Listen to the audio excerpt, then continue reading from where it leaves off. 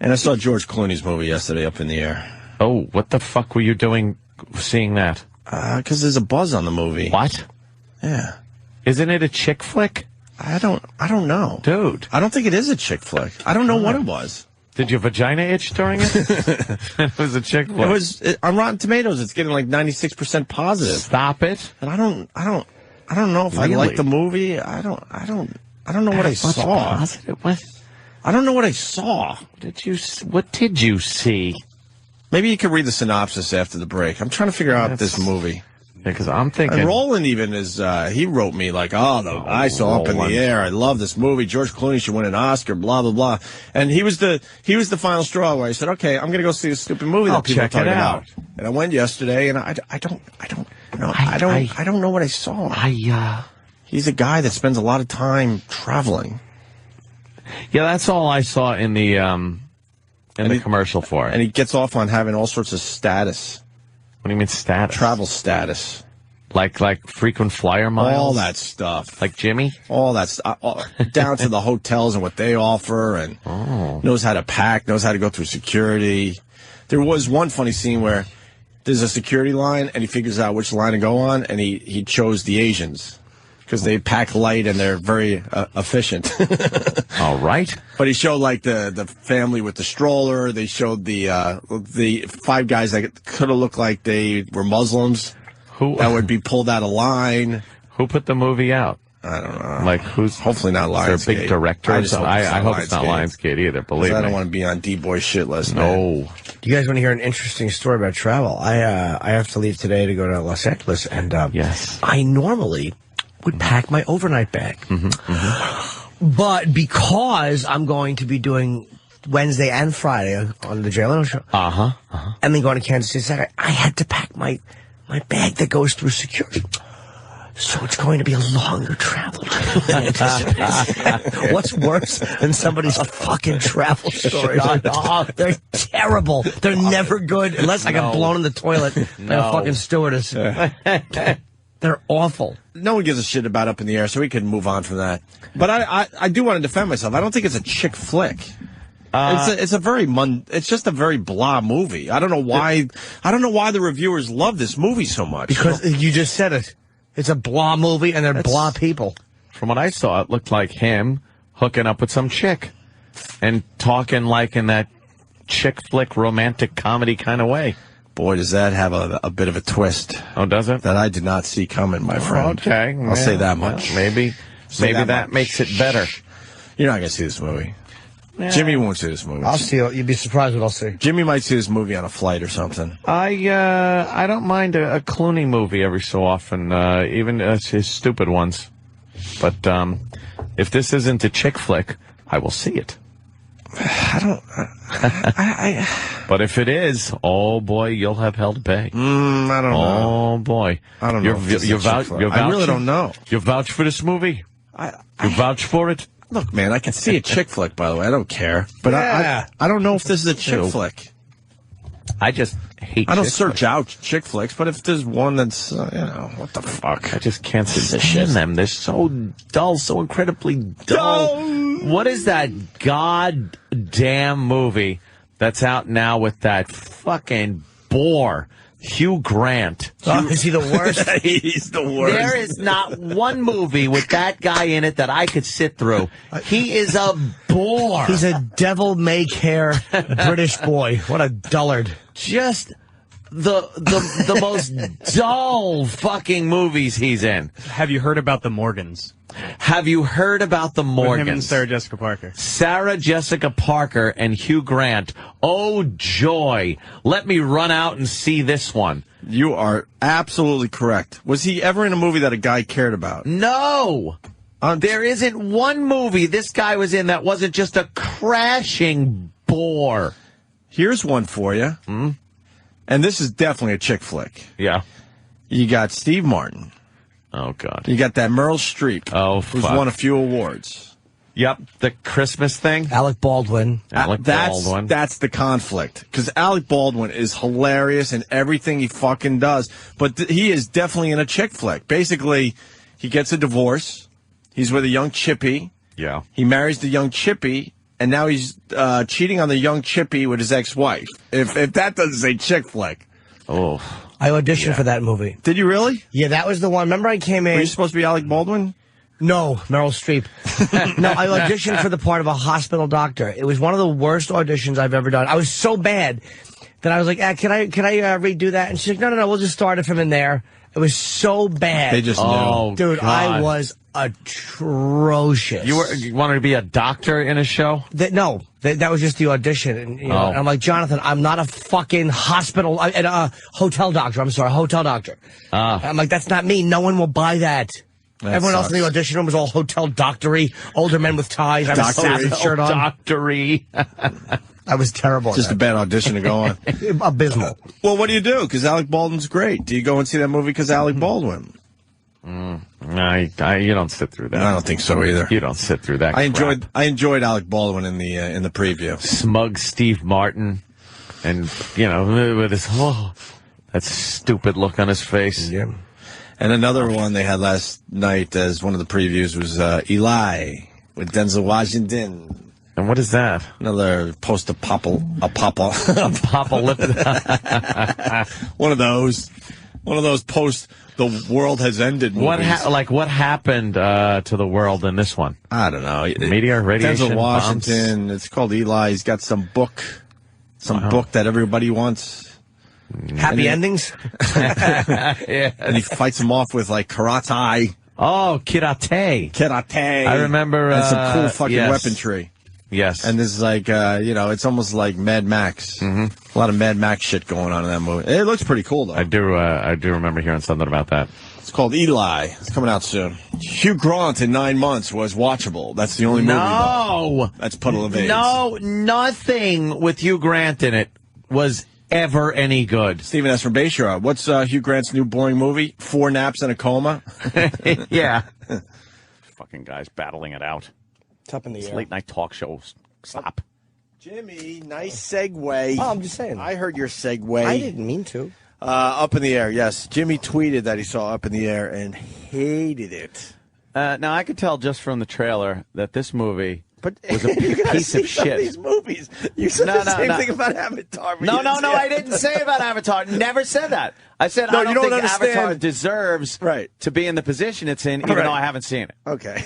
But at Up in the Air, it's like watching any other movie trailer that I could look at and go, I will never see this movie because it just looks like a bucket of romantic comedy shit. It's a fucking chick flick. Yeah, see, I could tell.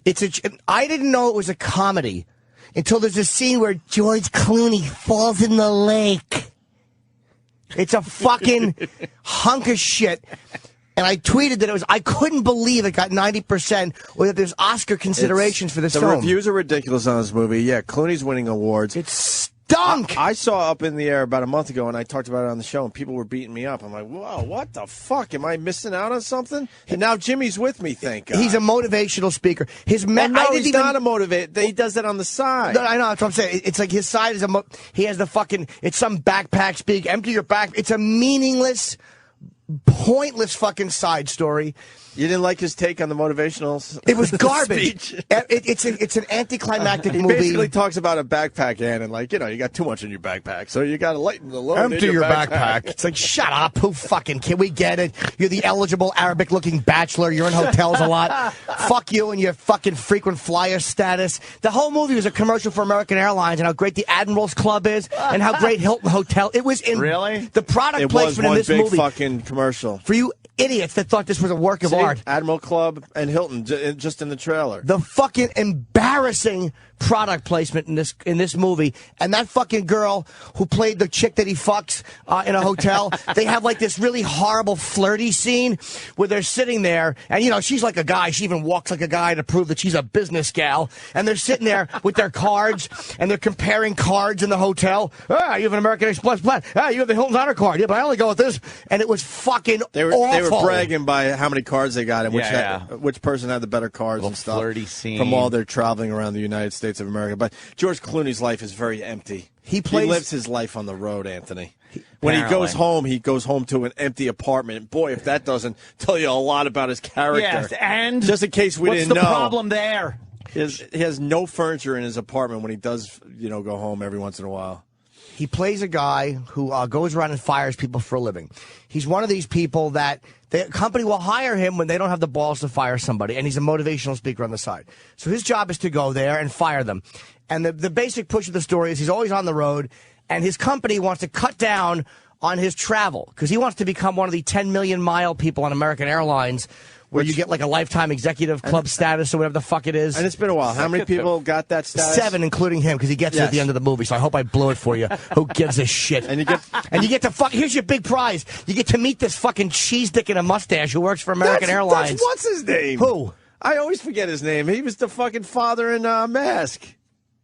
Oh, Sam Elliott. It's exactly. Sam Elliott. Oh, Sam Elliott? Yeah, with a big fucking Sam Elliott mustache. So stupid. And is everything you thought it would be? Beef, what's for dinner? Everything y'all thought it would be? It was one attempt at a moment after another. I didn't give a shit about. Then there was the wedding scene. It was a whole bunch of rotten, boring stories thrown into one long, rotten, boring story. And I didn't. Even the firing montage about the people they were firing, they were interesting. To see the people getting fired.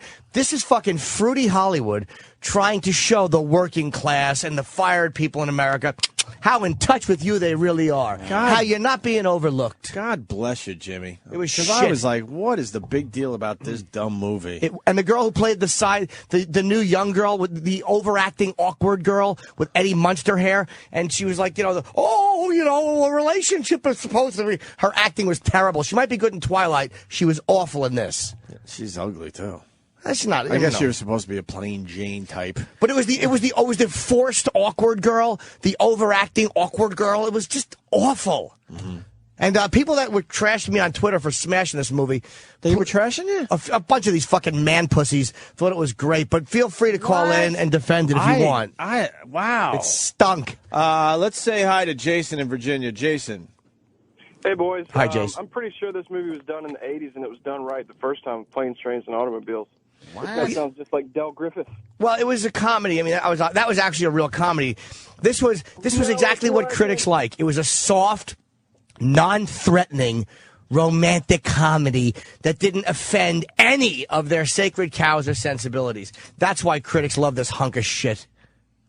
Terrible movie. Up in the air. Yeah, it wasn't good. Danny McBride was fun. I will not say Even Danny McBride couldn't do it. There was no reason for him to be in that movie. He plays a fucking groom. Well, yeah, because I don't know, George Clooney goes home for his niece's wedding or something. His sister. Sister's What's the movie? kid's wedding. What's the movie poster? No, his sister's wedding. What's the movie poster look Sister's like? wedding, you sure? Yeah, it was his younger sister. Okay. And I didn't give a shit about the wedding or the conflict that Clooney helps them out of, and the fucking dumb older sister's in the thing, and she goes dramatically, "Welcome home." Oh, shut up, bitch. Yeah, the guy goes home for maybe 10 days a year. His life is on the road. You don't like it. It was enraging. And I'll say this for my girlfriend. She fucking didn't want to watch it, and she despised it before I did, which was 1 minute into it. Wow. We hated this movie, and the music was terrible. And you got all the way to the end, even though you hated it? Well, I figure if I'm going to bash it, I should see the whole thing. Wow, fucking hell. So the music in it was unlistenable.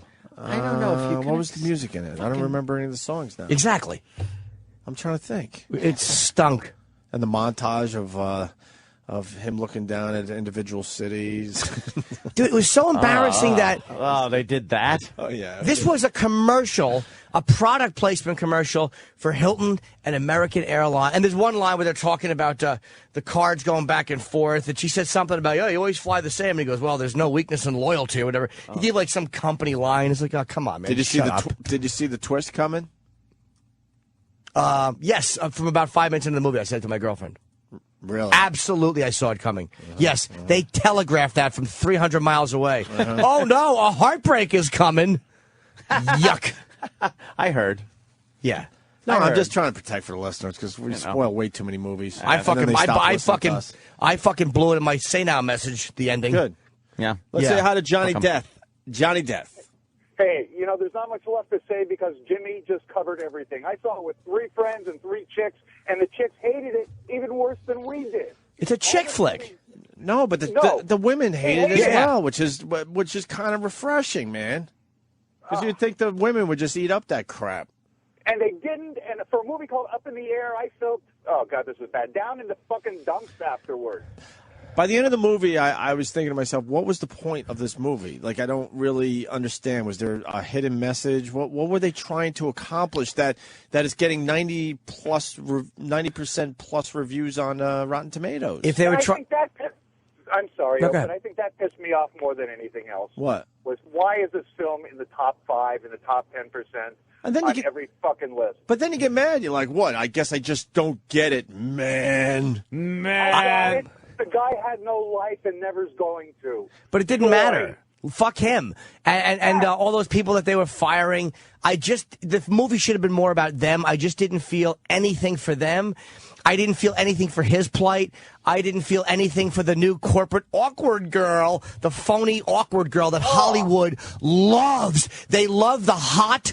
I'm way too hot to be awkward, but I'm phonily pretending to be awkward.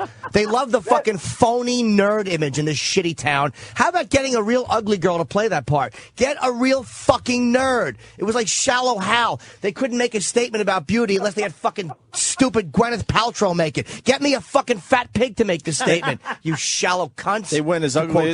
They went as ugly as they could. You know what I mean? Yeah, they went pretty you can't go too ugly in Hollywood. No. So I feel sorry for the actresses where they go, you're just ugly enough. You want like Precious in there.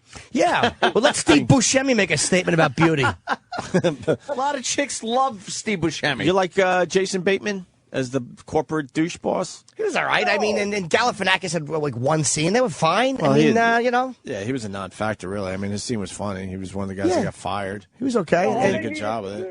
Huh? Before I punch out, I'd just like to say all they needed to do was fire the audience during the first 5 minutes of that movie. I just thought, dude, I didn't know it was a comedy. It was everything I hate in the movie. It was like attempting to have a message and attempting to have a bunch of. I despise lighthearted romps. I loathe them. And what about the montage where Clooney's falling for her? Taking her back to his high school and showing. Oh, when they break into the high school and walk around and you're supposed to feel something? No. You're and you're supposed to feel something for this guy? Like, wow, he's finally getting in touch with values. Yeah. Oh, fuck him and his school. And fuck that masculine broad he was hitting on. He finally found someone to trust. He's going to take her to his old high school. Exactly. And they're making out where he made out with girls 30 years earlier. Exactly. And then they're watching basketball practice, and nobody notices why the two 50-year-olds are watching a bunch of high school students practice. Right. She's probably whispering in his ear how she's going to fuck the black center. He's a cuckold. It was a terrible movie, man. I hated it. It didn't move me at all. There was one anticlimax after another. It was trying so hard to have moments, and it failed on every front. I agree. Wow.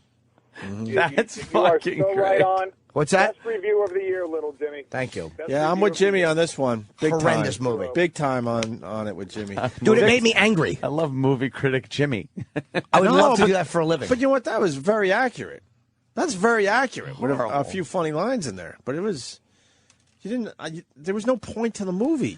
Once they did when the Hollywood flirt with a couple flirts, and then after they fucked the next morning, Clooney and her, where are you going to be? And they're both sitting across from each other at a desk, and they both open their exact same size laptops, and the backs of the laptops meet, and then Des Moines, not busy that way.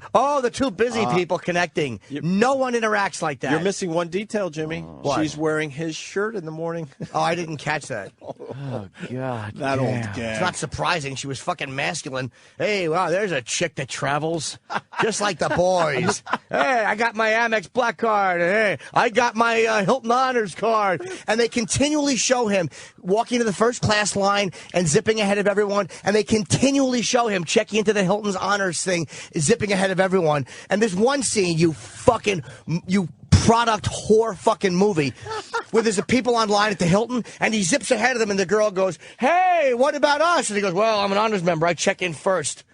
That's a commercial. All that was. Hi, I'm George Clooney for Hilton's Honor. It was a way to get money from I guarantee you they got money from Hilton and American Airlines. Yeah. Well, that's what they do now. But dude, I don't mind some product That's not placement. even placement. That is an endorsement. It was worse than fucking that Hanks movie with FedEx. That embarrassing commercial. Oh, fuck, remember that? yeah. Well, I wonder if the same studio did those. how was that bad, though? Because their plane crashed. But it was about FedEx and about, just about how great it was. And watch the beginning of that Hanks. What's that Hanks movie? Castaway. All the things that are said about MX that are positive. Watch the beginning of that fucking movie. You're going to want to vomit when you're looking for it. And a plane crash. And one last thing. Everyone was like, what about her ass? Oh, look at her ass. Because there was a scene where... Oh, that was good if it was hers. It wasn't. It was a stunt ass that came out in the press. Yeah? That her ass doesn't look like that. Aniston's? They had to bring in a stunt ass. Aniston was not... Who was the... it Aniston's ass did they show? Was that it? Just Smell-o-vision? Scratch and sniff the screen. Victor, what do you got, buddy? Hey, good morning, guys. How you doing? Hey. Hey, look, I get and understand your show, but Jimmy is an aspiring actor, and I would think with Hollywood being a kiss-ass place that it is, I would not be trashing the director, even though I know the movie sucks. I mean, I didn't even see it, but listening to Jimmy, I don't even want to see it. I don't know who the director is. Well, he probably knows who you are now, though. Who cares? Nah, they don't care, dude. Jimmy's not going to sell out, man. My acting is fucking mediocre to awful to begin with. What am I going to do? Be in a movie with Clooney? He is a good actor. Did he do a nice job in this? Yes, he was good. But who gives a shit? There was a boring movie, and I'm not a fucking great actor. I'm a comic. Let's go to Andy in Cleveland. Andy. Yeah, actually, I had a double torture seeing this movie because I had to sit through the preview of Sex and the City 2. Fuck no. Is that out? My wife hit me in the arm because I said very loudly, now I know why the popcorn comes in bags and proceeded to vomit fake vomit into my popcorn. You got to go one then, Find my the friend. trailer, dude. Find the new Sex and the City 2 trailer. We got to hit that one up if we're talking movies. Oh, I wonder what it's about. Oh, here it is. Speaking of up in the air. Come on, let's get some volume. All right. Hold on one second, though, Danny. What do you want to say, Andy, before we let you go? The only fascinating thing about the movie, the only good thing, was watching the firing scenes. Because on the XM movie channel, they had an interview with the director, and he said they actually interviewed people who had been fired in this town where they shot most of the movie. And if you watch some of them, they're so nervous just talking about the situation of being fired. The one woman actually broke into hives and stopped breathing in her interview, and you can see her in the film. Like her neck just totally, it's like a fucking strawberry patch. It just goes up, and she can't even get through the concept of having to act out. Were those real people that had been fired? That's what he's saying. So they weren't acting? Okay, that's cool. Yeah, but good. If they had balls, they would have fired people for the movie. Thank you, Andy. We're going to check out the Sex and the City trailer, then get back to your phone calls, because now everybody is fired up about Up in the Air, a movie that George Clooney might win an Oscar for. He's never going to win it, by the way. Here we go. Where's the music? Go on, right? Starts with the music? It's boofering. Come on.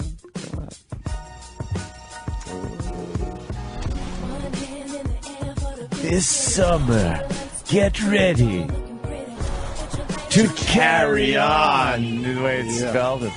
Oh, no. The opening shot of her coming out of a fucking building. A stall. Yeah. She walks out of a building and somebody asks to ride her through Central Park for $50. Thought would never happen in a million years. And just when you think you've seen it all, it hits you. You haven't seen anything. Sometimes you just have to get away with the girls. I hope Al Qaeda gets them and cuts their heads off. Now, Anthony. Yay! Yeah, they're walking through Egypt. I hope in the opening scene they walk into a pyramid and a rock falls and they suffocate. And then the entire rest of the movie is the Egyptian government trying to figure out how these trespassers got in their land. And it's a whole movie about some fucking legal battle. Yes, again, it has nothing to do with them. The first minute of the movie, they get horribly killed. Yeah. And then they die of suffocation. And at the end of the movie, there's like a big court scene going on, and they're dragging 4 bodies with white covers on them out of the fucking crypt. And they wind up finding another king's tomb, thanks to them. Those nosy whores.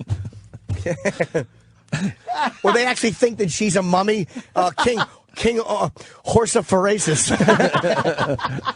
The whole movie, the Egyptians are trying to ride Sarah Jessica Parker, thinking she's a camel. She has to keep convincing them, I'm not a camel. I'm not a camel. I'm not a camel. I fucked a camel once. Speaking of camel cock. Film. We weren't talking about camel cock, you fucking whore. And she finally convinced them she's not a camel, and then she accidentally spits on their windshield. Speaking of spitting. All right, we get it. You're a slut. who the fuck? And that movie will do just great. Yeah. Because dumb bitches will fucking go see it. Yuck. Let me see. Okay. Let me see. Okay, let's go to Matt in Houston. Matt in Houston. Hey guys, my chick and I saw this movie and we're like, wow, the woman who plays the lead is pretty attractive for an older broad. Turns out she was born in 1973. What? She was like 34, 35 when that movie was filmed. No look it up. way. Are you serious? George Clooney's love interest through the whole movie. She does look like she's pushing 50, and this guy's trying to tell me that she's actually 35, 36 in real life. I really felt bad for a poor guy like Clooney, flying first class all over the country and getting pussy. Wow, that's terrible. Poor good-looking Clooney with his big eyebrows. Enough with him. Looks like the fucking king of Egypt.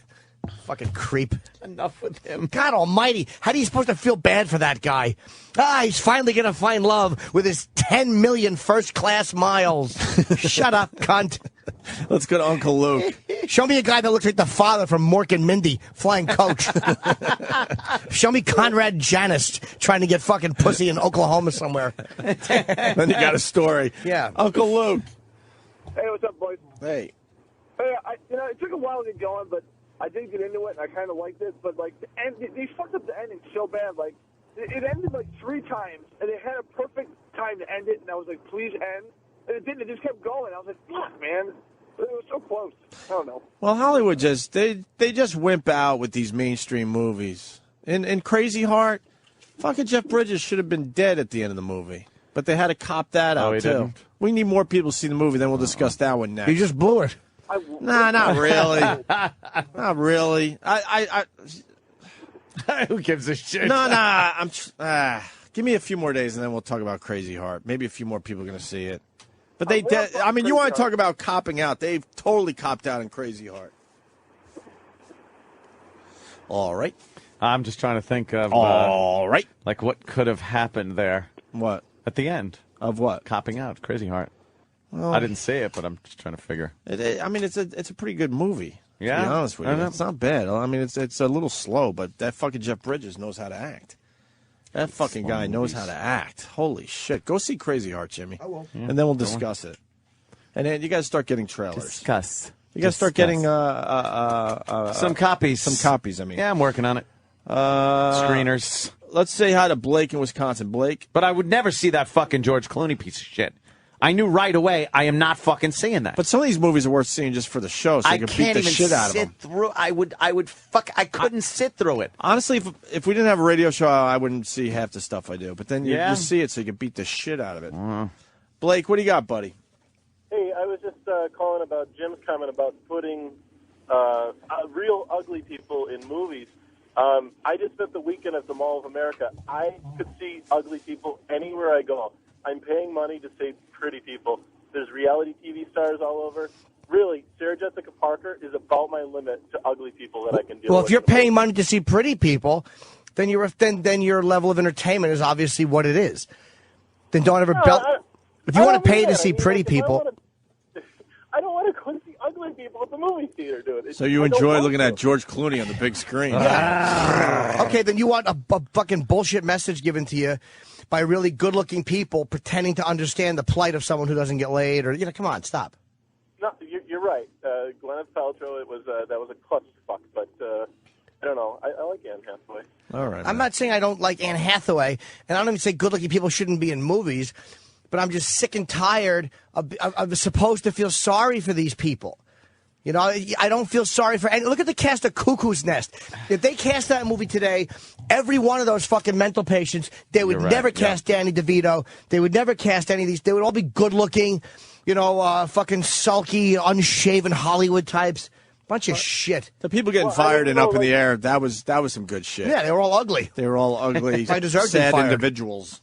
All right, sir, thank you. We're going to move on. There's too much going on here right now. We'll go to Mike in Florida. Mike? Hey, Mike? I saw Book of Eli. Hey, guys. Book of Eli. I saw it this weekend. Have you guys seen it yet? No, I'm not. It's terrible.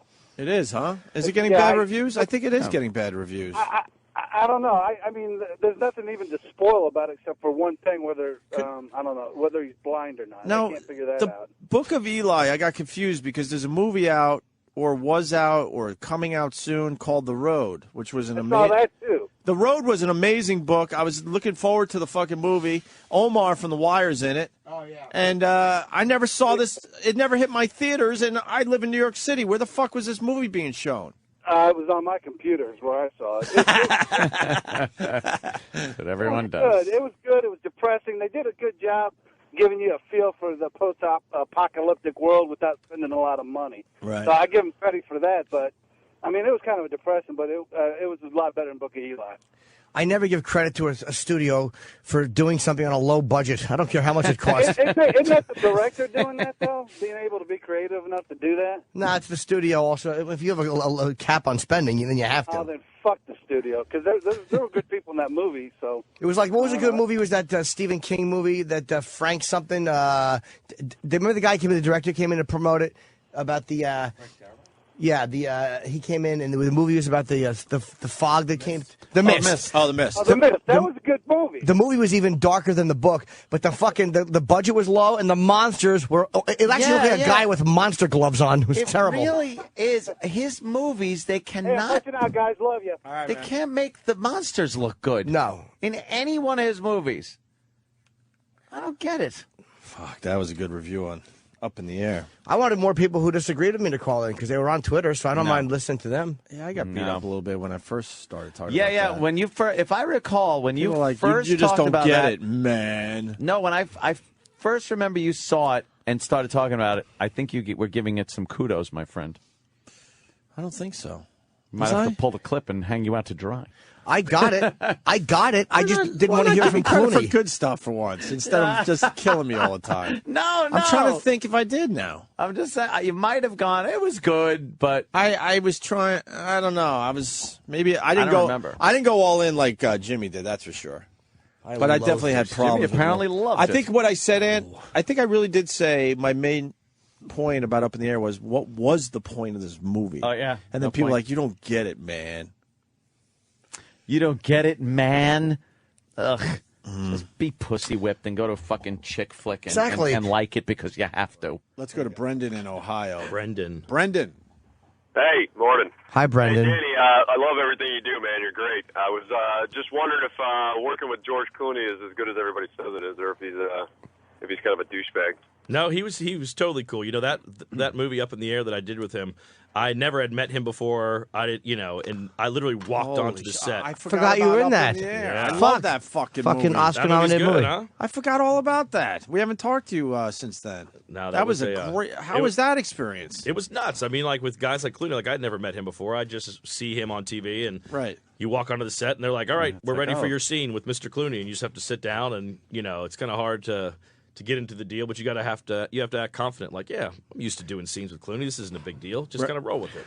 Are you almost like I've been in situations where I'm almost so nervous and like the consequences are I'm so overwhelmed that you click in and do okay. It's almost like it's so big that you're fine with it. Yeah, like that scene is where the first scene I did with him was where he's like talking me into getting married. Like I walked out of my marriage, and so there's a lot of nervous ticks in that scene, and that was just real. That was just me really being nervous. Just being nervous, acting in front of Clooney. Wow, Did you blow any takes? I didn't. I hope I didn't. I don't think I did. Yeah, I'm hard to crack in scenes. I don't laugh. I don't fuck around. Oh, really? I'm a machine. Really? I mean, like miss a line, you never forget a line? No, that's amateur shit.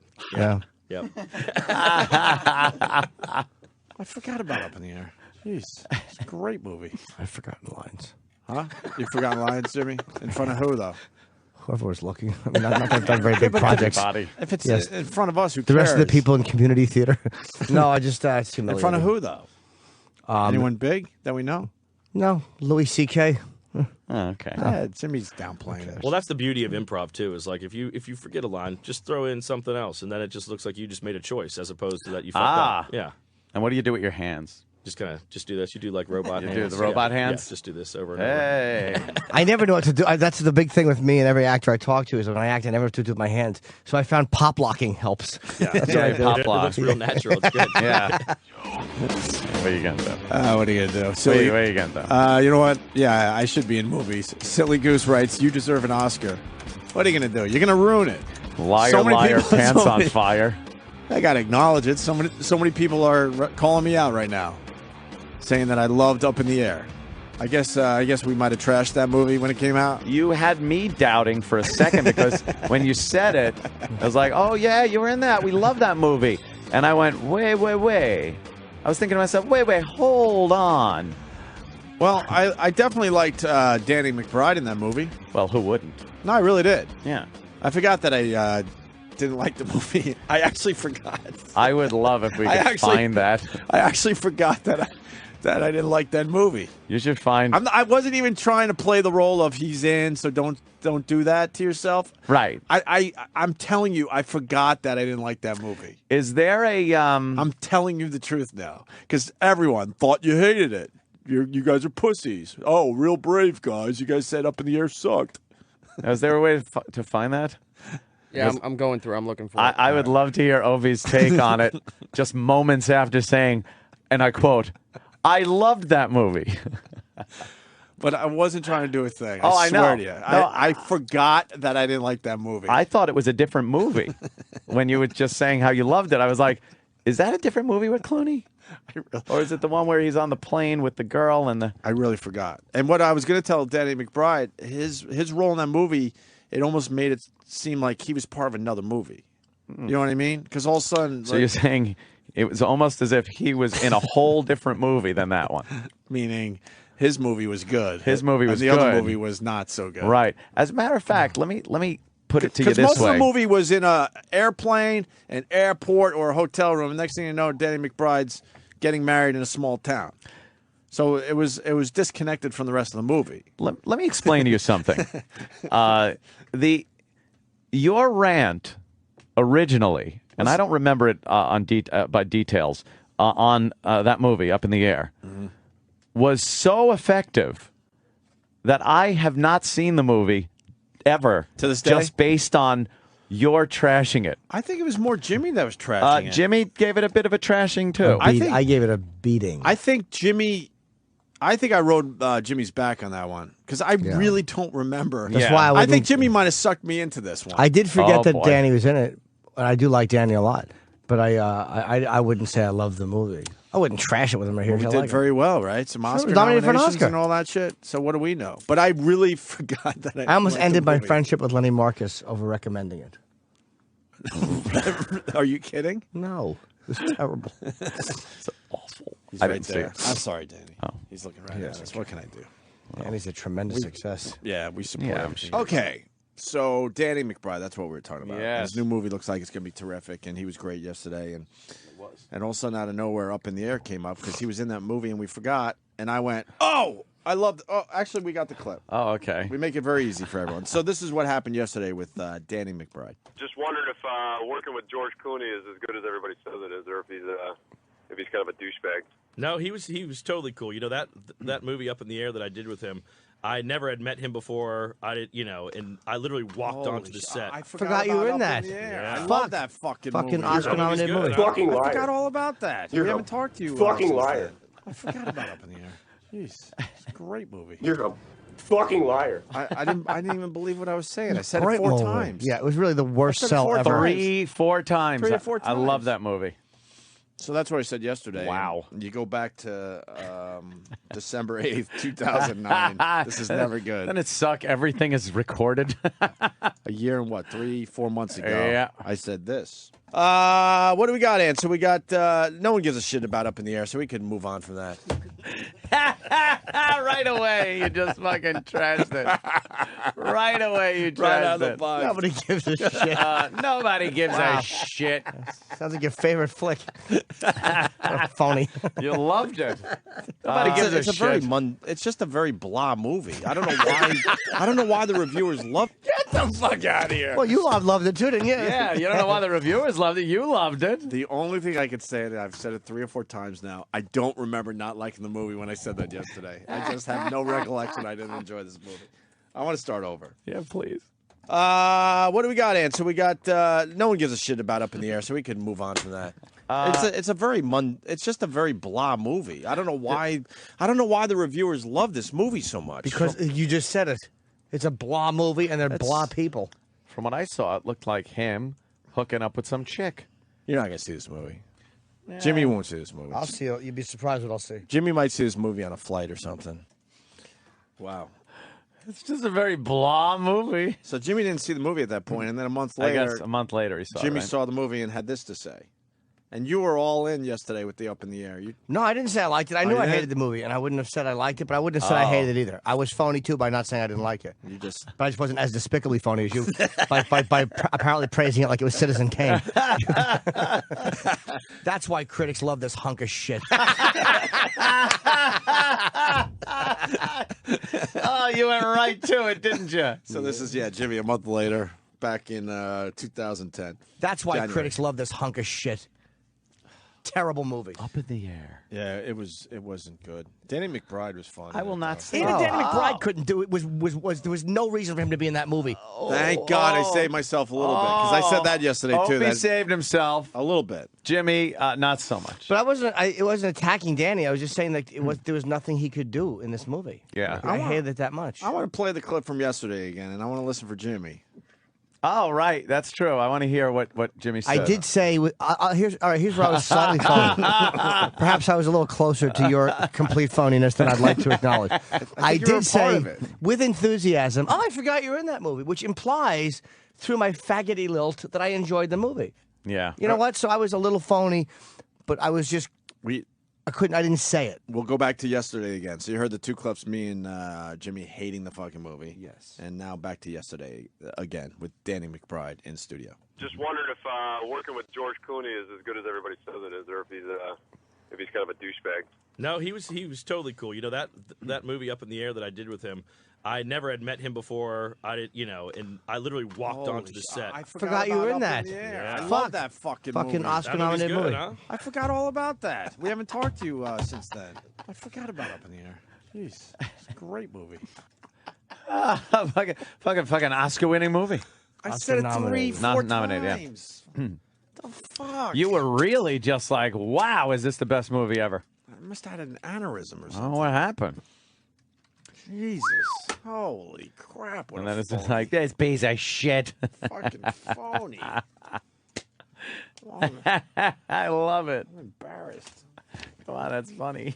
Oh, my God. Love it when wasn't shit even like close. that happens. It was the complete opposite. Complete opposite. So do I like it? No, I don't even know. You hate it. It sucked a pile of dicks. I'm going to watch it again now, because now I got to figure out if I liked it or hate it. You hated it. I hated it? Of course you did. It stunk. Dan Soder just stopped in. How you doing, pal? Hey, what's up, guys? How are you? We were, we were just sitting here talking about baseball books that you read as a kid. Oh, I was all Matt Christopher growing up. Oh, is that right? Yeah, that's my age. Matt Christopher was like the only thing I would read as a kid. And you just read these weird kid sports books. Yeah, we were just talking about these. They don't exist outside of kids' world, and they're written for you. And it's the first books that you fall in love with when you're young. I mean, you really care. Yeah. It'd be really great if they threw some dark shit, like in kids' books, like steroids, conflicts, and never shows up. They're just all good fellas. Yeah, the womanizing. Yeah. Like, touchdown for Tommy. Turns out he's banging half the cheerleading squad, and he's got a coke problem. Yeah. Like, that's why this guy's putting up 200 yards a game. Yeah, kids' sports books are. When I walked in, I heard you guys talking about sports, baseball umpires, which that has to be the shittiest life. It's awful. I don't know why you would pick that. It's like tax man and umpire. Right. No one's going to like you. Well, no one pays any attention to you until you make a mistake. And then everyone in the fucking stadium is on your shit. I wonder how many death threats, on average, umpires get. Oh, yeah. I think they have to go out of their way not to let anybody know where they're staying and all that kind of shit. They're like celebrities, but of the shittiest kind. Yeah, right. No one wants to fuck them or do drugs with them. They want them to die. Yeah, no one will ever brag, I blew an umpire. That's my sister. She's got a thing for umpires and drummers. It's like her fetish. Here's a great one. And to me, one of my all-time favorite players. It was called I Ain't an Athlete Lady by John Kruk. Oh, dude, And he's the best. what happened with Kruk, the story was he was sitting there, I think it was even at a signing, and he was eating a steak, drinking a beer, and smoking a cigarette all at the same time, mid-season. And the lady goes, this is terrible for you to be in front of kids like this. You know, you're an athlete. And he goes, I ain't an athlete, I'm a ball player. Yeah. And it's really true. That's like that was back in the day. I just love that shit. Like that really to me was like I romanticized that maybe because I was born in the fleeting era of that when like athletes, that was their job. They weren't millionaires. They were just like paid pretty well. Yeah, they were paid more than other people. Yeah, but they weren't like insane. Right. It wasn't the 90s where everyone got millions. It was like like I always joke, like football players back when they had to sell air conditioners in the off season. Yeah, that's like old. You know what I mean? Like these guys were animals. Well, you know, I mean, you're going back to like Pete Rose. Yeah, he was like a car salesman. Some of these guys would be bartenders and would have to sit there and take tips. While guys were saying, "I don't believe that you lost that game to the Cardinals." That 2-run shot you hit against the Orioles, I had money on that game. No, that was a double vodka with orange juice. Have you never made a cocktail before? Yeah, that's got to be like. I think that's what kept them in check. Well, it was, and they said back then too that they would be friends with the sports writers because they all made about the same money. Yeah, but now Jeter lives in a castle. And the sports writer is still making $35,000 a year. He's not going to identify with him. He's in Poughkeepsie, just his wife screaming at him. Just a blogger. Stop writing about the Yankees. He's like, it's my love. You're never home. Yeah, You're never home. To follow the Jeter-mobile from the Bronx to his estate in Manhattan. This was also one of the really great ones. Really about when baseball was really nuts, and that's the Bronx Zoo. Oh, I think you're going to say the Bronx is burning. No, the Bronx is burning is a great one too. Yeah, that's phenomenal. But the Bronx Zoo was Sparky Lyle wrote it. Now this is how crazy Steinbrenner was. Sparky Lyle wins the Cy Young, and the next year he's sitting on the bench because they got Goose Gossage. Yeah. Reggie Jackson is on the fucking team. Billy Martin is getting fired and rehired. You're hired, you're fired, you're hired, you're fired. Just crazy days. Yeah, that was awesome. I grew up growing up away from the East Coast and growing up away from the Yankee fandom. It's always fun to go and just kind of discover the history of the Yankees, and you're like, this guy was fucking nuts. Yeah. Because I grew up with the San Francisco Giants and the LA Dodgers, so that was like the rivalry I grew up with. And then I moved to the East Coast, and East Coasters love to discredit West Coast baseball. Right. They're the first to be like, my buddy who's from Boston's like, that's not a real rivalry, Giants and Dodgers. I'm like, they moved across the country to keep that rivalry going. They hate each other. If you've been to a Giants-Dodgers game, they kill each other. Brian Stowe got beaten half to death. Yeah. But the weird thing is, if you think about that used to just be a borough rivals. You know what I mean? Like, you would get on the subway, go to the Polo Grounds and play ball. Yeah. 3 of the big league teams out of 12 were in New York City. Then you had away from each other. Yeah. Then you had Philly, DC, and Boston, all short trips after that. Yeah, and I think the longest one was probably Chicago, right? Chicago and St. Louis were the West Coast kind of trips. Like, look, I got to take a train out to Chi-Town. We're going to be gone for a couple days. Crazy road trip. And then they would have like their own train. Like the Babe had a train car that was his. Yeah. That would have been like having a private jet That's in those baller. days. Yeah. I think that's even cooler than having a private jet. Now, you're running on coal, you're running on real fossil fuels, burning it to the next game. And then he's back there making ribs. He's just fucking cooking ribs in a train car. The second that baseball players stopped smoking, I think it lost its true... I like the thought of a guy ripping a Marlboro in between innings. Well, after a while, they got to the point where they would try to step into the dugout and just while there was smoking. Something happened? Who was the Pirates pitcher that threw the perfect game? Or he threw That's Doc.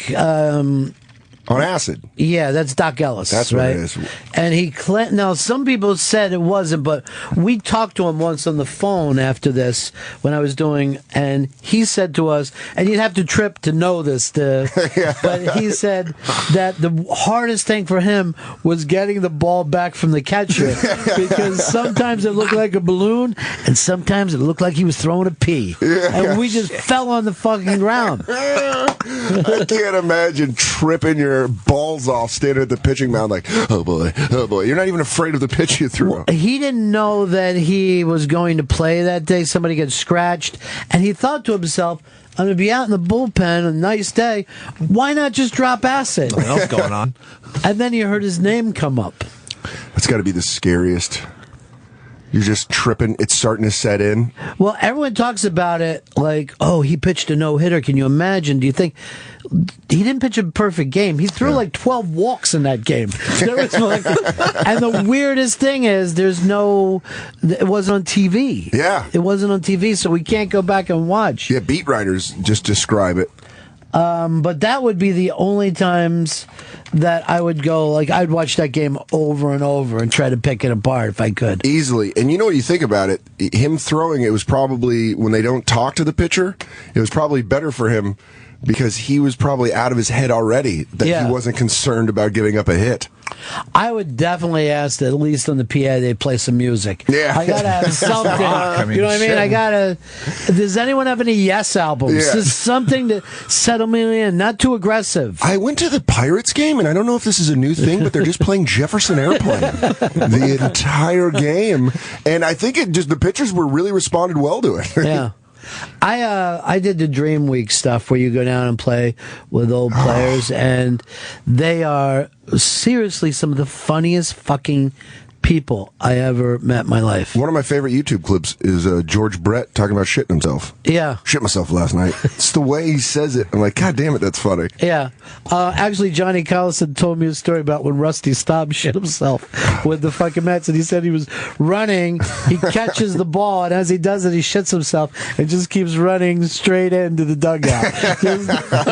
Doesn't break stride. Beautiful. Yeah. And there's the catch, and he's going all the way to the dugout. Now, I'm hearing this from a guy that at the time must have been pretty well into his 60s, and he can barely stop crying. He's laying on the ground, he's laughing, and I'm like, you just never grow up if you get to hang around the game. You know? You stay a little kid.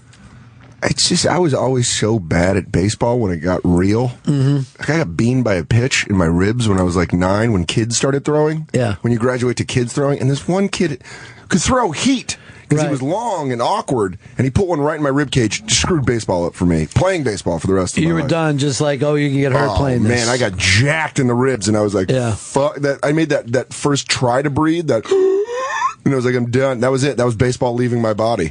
When I remember, like, the first time we were playing Little League, kid on my team, and a fucking ball comes in. He was throwing it pretty good. And the kid steps out and he yells at the pitcher, "Slow it down!" Because that's what he was yelling in the neighborhood. And all the parents were laughing, and we were like, yeah, you ought to slow it down, dude. That's fucking coming in pretty quick. I'll never be able to hit that. There was this kid in our Little League named Tremaine Rice, and he was one of those kids where he was like 6'2" when he was 11. Yeah. And he threw fucking heat because the mound's closer. Right. And he's a full size, and he had no control. And I asked my coach if I didn't have to bat. I was like, can I not bat? And he was like, what are you talking about? And then you just hear one of those balls hit the cage, and you're like, yeah, that's what I'm talking about. This guy's going to take my fucking head off. I don't want to be in there. That's when you know baseball wasn't in your future. Yeah. I would much rather, when I started playing football, I enjoyed it way more, which is way more violent of a sport, but I was like, hey, at least I'm not going to get hit by a tiny hard ball in the ribs. Did you see any of the Friday Night Tykes show where the 8 and 9-year-olds play? No, and everyone's told me to see it. Is it on demand?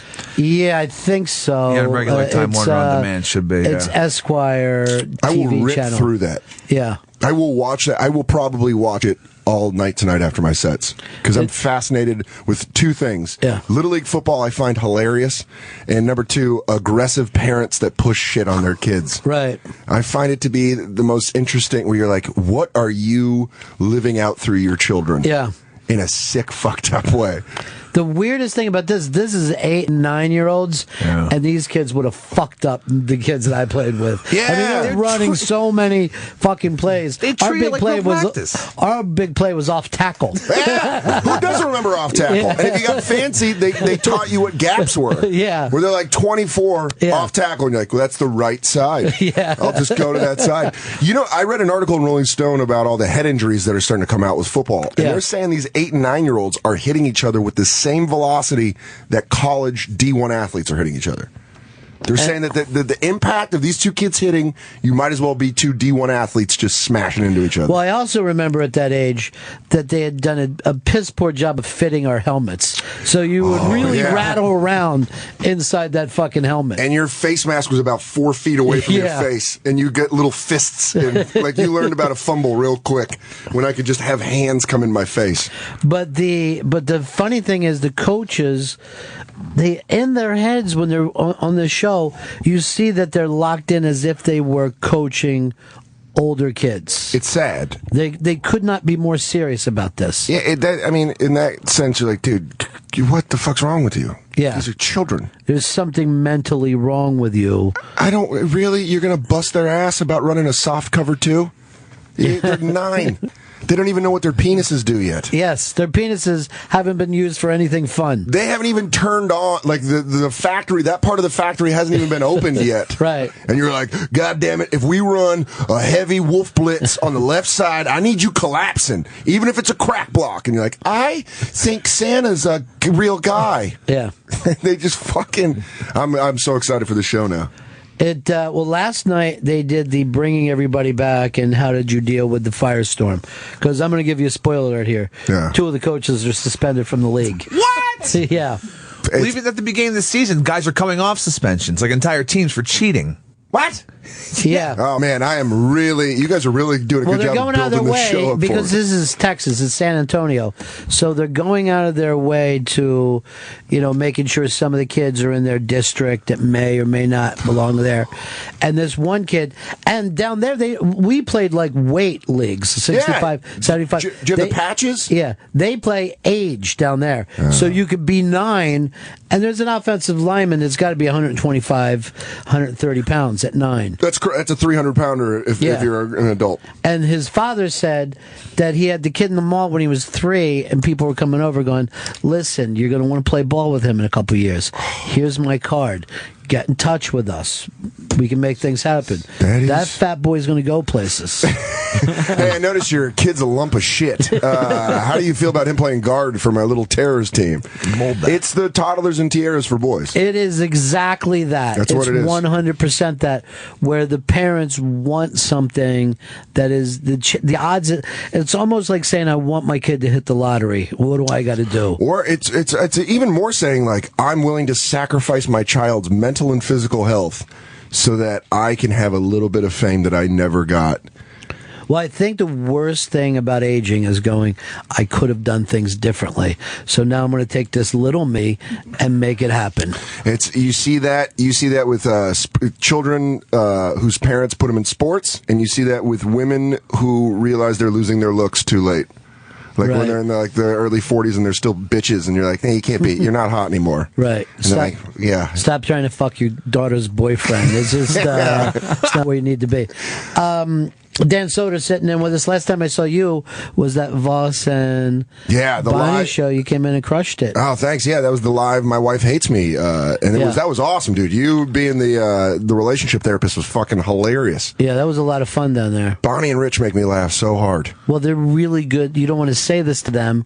They're so good together. You're jealous of their love. Yeah, that you're going like, do you guys think you should even be out working separately? Because you want to just keep working on this thing. You know what's really weird? You think about that. In this day and age in comedy, there's not a husband-wife duo, and you look at those two and you go, you would do it and no one would think it'd be hacky. Everyone would be on board with it if you were on stage at the same time, because they play off each other so fucking well. They don't even need material. No. They have enough pent-up things that they're frustrated about. But you look at the Stillers, you look at like all these great comedic teams back in the day, husband and wife teams, and that doesn't exist anymore, and it should exist with Rich and Bonnie. Burns and Allen were so gigantic, and the great thing about them was he wrote both sides. Yeah. She was just basically an actress. Well, and he used to sit there as people would come over after the show, like agents, going, "You're the funny one. Let's get you away from your husband." Yeah.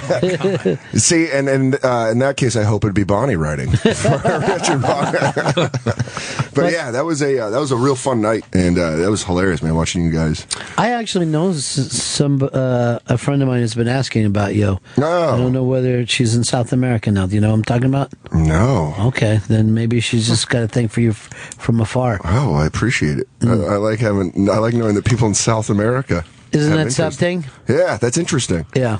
My girlfriend will love to know that too. Yeah, let's keep this between us, all right? Yeah, I'm like, I'm going to Brazil for a show. That's exactly where she is. I'm going to be in exactly the place. I'm doing a one-nighter for the World Cup. When is the World Cup? This year. 70 days.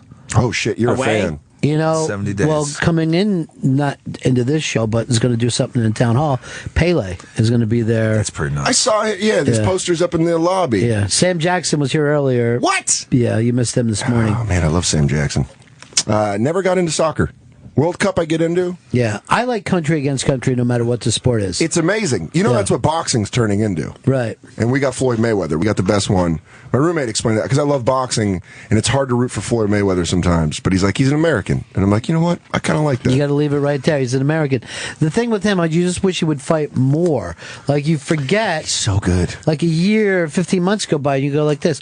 Oh, yeah, there's boxing. I forgot all about it. There's the one guy. I forgot about it. Boxing's just that one guy. It's almost like this is the way boxing is. Imagine the Super Bowl if that was the only game of the year. You know what I mean? Like, yeah. It's just the Super Bowl again. I hope it's a good game. No, it's a blowout again because this team always wins. Yeah. Oh. Okay, cool. I'll wait till next year. But I tell you, I have never been to any sporting event anywhere that compares to a heavyweight championship fight. I'm jealous. I saw Tyson. I mean, come on, you win. There's no one's gonna. I'm going to even beat it. The night he bit off the ear. You saw Holyfield Tyson? Yeah, too? I was there. Yeah. And June 24th, 1996. As that was starting off, the excitement level was so gigantic that I was surprised people weren't just throwing up. It just felt like it. And it was hard for people to not hit each other. If there was like an airplane movie about boxing, that probably would happen. Just people puking in buckets. It was almost at that point where you were just like, I can't stand this. Then seconds away. I just wanted to run out of there. And when they stopped it earlier, people in the audience just started punching each other and going crazy. And we went into back into the casino. And people were just turning over tables and fucking shooting pops off, and everybody in the city went fucking nuts. Yeah, because I mean that insane. was like it was like collectively everyone got a hooker and didn't come. Right, it's exactly what happened. Like that's the perfect thing. Like everyone got kicked out of their hotel room right before they came, and they're like, "I'm gonna flip shit." Yeah, fuck all this. So you went from you almost came to I'm gonna kill this fucking hooker. That's exactly what happened. Choke this bitch in the bathtub. Yeah. Yeah, that's I get that excited every year I go to FDNY versus NYPD boxing, and it's awesome because they secretly hate each other. They say it's a good spirit and all, but best part is the theater at the Garden is split in two. And the shit talking between the two sides, dude, first off, there was a little bit of a hustle because the NYPD was using correctional officers on their team. That sucks. And it's like this little Italian guy from the Bronx who's like, he's in ladder 123, give it up for the Bulldog. And he's like, yeah. And then they're like, and from Rikers Island, give it up for Jerome Stevens. And it's like this 7-foot black dude who's like, I think that guy's in there for murder. And they just beat the shit out of the firefighter. And you're like, that's not even a real fight. And then the NYPD starts talking shit. It was great. I loved it. I go every year. Now, how many did they go through every weight class? You don't even know if it's a weight class. Right. You just know, like, you're just like, and then you're sitting, like, I sat on the FDNY side, and so you just know, you hear groups of families and friends. They're like, Dino's next. Dino's going to fight next. You're like, all right, I'm on Dino's side. And then Dino gets knocked out, and you're like, sorry about Dino getting dropped by that giant. It's so fun because there's like 14 fights. So they do, like, it's all night. Right. And you see people get real riled up by the end when the booze has been flowing. Yeah. Chris, who said, without even knowing, cops are firemen? Well, firemen. I'm not going to be on the cop side. See, that's the problem. See, I don't want this to be an anti-cop thing. No, it's not an anti-cop thing. Truth be told, cops throw haymakers. Sure. Like the firefighters would get in there and throw 1-2-1s and bob and weave, and then you get the NYPD and they're just throwing the kitchen sink, just throwing these blows, and they connect, and you're like, Jesus. Well, they all come in like, no matter what you do when you're a cop, you come in as a bouncer. You know what I mean? You're like, I'm a big guy. What could I do? Maybe I'll be a cop. There's a pension. Yeah, right. I'll take weed off 17-year-old Puerto Rican kids. Yeah. Well, just knock them around a little bit. Yeah, it's if you live in the New York City area, go to the FDNY NYPD boxing matches every year. Dan Soder's here with us in studio. Comedy on State, Madison, Wisconsin. He'll be performing there this Thursday through Saturday. Then going to the Moon Tower Comedy Festival. It's Moon Tower, y'all. Moon Tower barbecue, bud, and jokes. That's April 23rd through the 26th in Austin, Texas. That's going to be a big time all the way around. That thing's getting really huge, too, the Moon Tower. Every comedian I've talked to, I haven't done it yet, every comedian I've talked to says it's their favorite festival. Yeah. They say it's really a comics festival. No industry, no nothing, no frills, just good shows. Not only that, but it's a great thing for fans because, first of all, you could go there and you're in Austin and that's party and it's fun and there's great barbecue and all that. But you can buy a pass so you get into more than one show. Yeah. So it's really like, that old school Comic-Con where you can see everybody at the same time. You can go, and plus it's 5 days, so it's not like one of these things where it's just 2 days, and you're like, well, I can't see this person's set because I'm going to go see this person's set. You're like, I'll go catch this person on Saturday because I'm going to see this person on Wednesday. So yeah, I'm really looking forward to going, and I'm really looking forward to being at Comedy on State in Madison because I've heard phenomenal things about that from everybody. Well, Madison's one of the real fun. I'm worried about the Final Four though. Are you really? Yeah, they're in the Final Four, and you take that as a negative because they're going to win it all. Their coach from Chester, PA. Oh, there you go. I went to Arizona, so I was a little bummed out they beat us in the Elite Eight. But I'm afraid that, people aren't going to go to the show. But it's only one night is the game. So it's you just fucking put the game on and just sit there and talk about it when it's on. Do a little Mystery Science Theater 3000. I think it would be fucking great. Let's see if they go for it. I thought you were going to say you were worried that if they lost, they'd riot throughout Madison. No, I'll riot. The Arizona fans. Yeah, I mean, but if you live in Tucson, you should be rioting every week. They took the video down of the girl who got punched in the face. In Tucson? She got dropped. She got dropped and she was doing nothing. It was right after the game, I guess, on the campus. Yeah. And, I know I'm an alumni, but I can talk shit about that school. Right. There is a percentage of the student population that sucks, and there's a reason I'm a comedian and I worked in radio. And it was because of that population of the student body. What is so awful about them in Arizona? They're future young finance guys. That's what you're dealing with. A lot of coke, a lot of sandals, a lot of vodka. That's not who I am. I'm jeans, sneakers, and weed. And it was really hard for me to get along with people that are like, what's up, bro? Right. What's up, bro? You want to go to the bar and spend my dad's money? Like, dude, my dad died of cirrhosis. I don't have any of his money to spend. Why would you bring my dad? Yeah, why you got to bring dads up, dude? See, I always think you brought up, I think you couldn't look more like an alcoholic than if you have a cocktail and you're wearing flip-flops. I think that's the premier thing. I used to do a joke about my dad dying of alcoholism, and I said in the joke, I was like, when I tell people my dad died of alcoholism, they're always like, oh my God, did he spend your food money on hooch? I'm like, no, he's a Jimmy Buffett fan. It was awesome. Right. He wore corduroy shorts and sandals and just drank a lot of rum.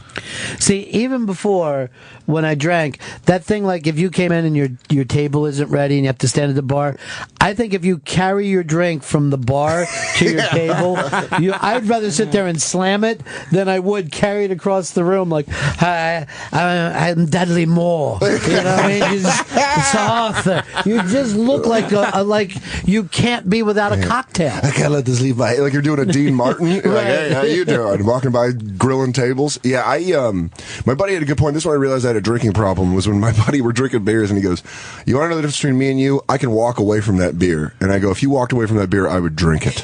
And he was like, yeah, you should probably quit drinking. That is a big difference. Yeah, because I'm like, oh, I just wanted all. Like, I couldn't leave a place without finishing a drink. Or get to sleep knowing that you still had alcohol in the house. I laugh at people who have a bar in their house. Yeah. And they're not thinking about it. Yeah, you drink every night. You would never have a bar. Well, yeah, I have a cocktail at the end of the night. Sure, yeah. Treat myself. You know, it's a long day. Why would you go to sleep if you've had all this whiskey? Yeah, you got all that partying to do. Yeah. I came home from the airport one time after a gig when I was still drinking, and I had a couple beers in the airport bar. Actually, I was flying from Chicago back here, and my flight got delayed in Chicago, so I kind of got lit up at the airport. And then I flew home, quick flight, come home, immediately pour a shot of chilled vodka from our freezer right when I got in because I knew we had it. My roommate was like, oh my God. Just started banging back shots of cold vodka. And I was like, I'm going to go out and have some more. He's like, yeah, of course you are. You're a fucking animal. I think you brought up a point, though, that's interesting, that you can have drinks in the bar before the plane takes off, but you can't get off your plane and walk into a bar. That looks like, what is wrong with you? Happened on that flight. What is wrong with you? I've done that a couple of times, and that's the one where you're like, oh, I'm a piece of shit. I walked off a flight and did a shot of Jägermeister one time.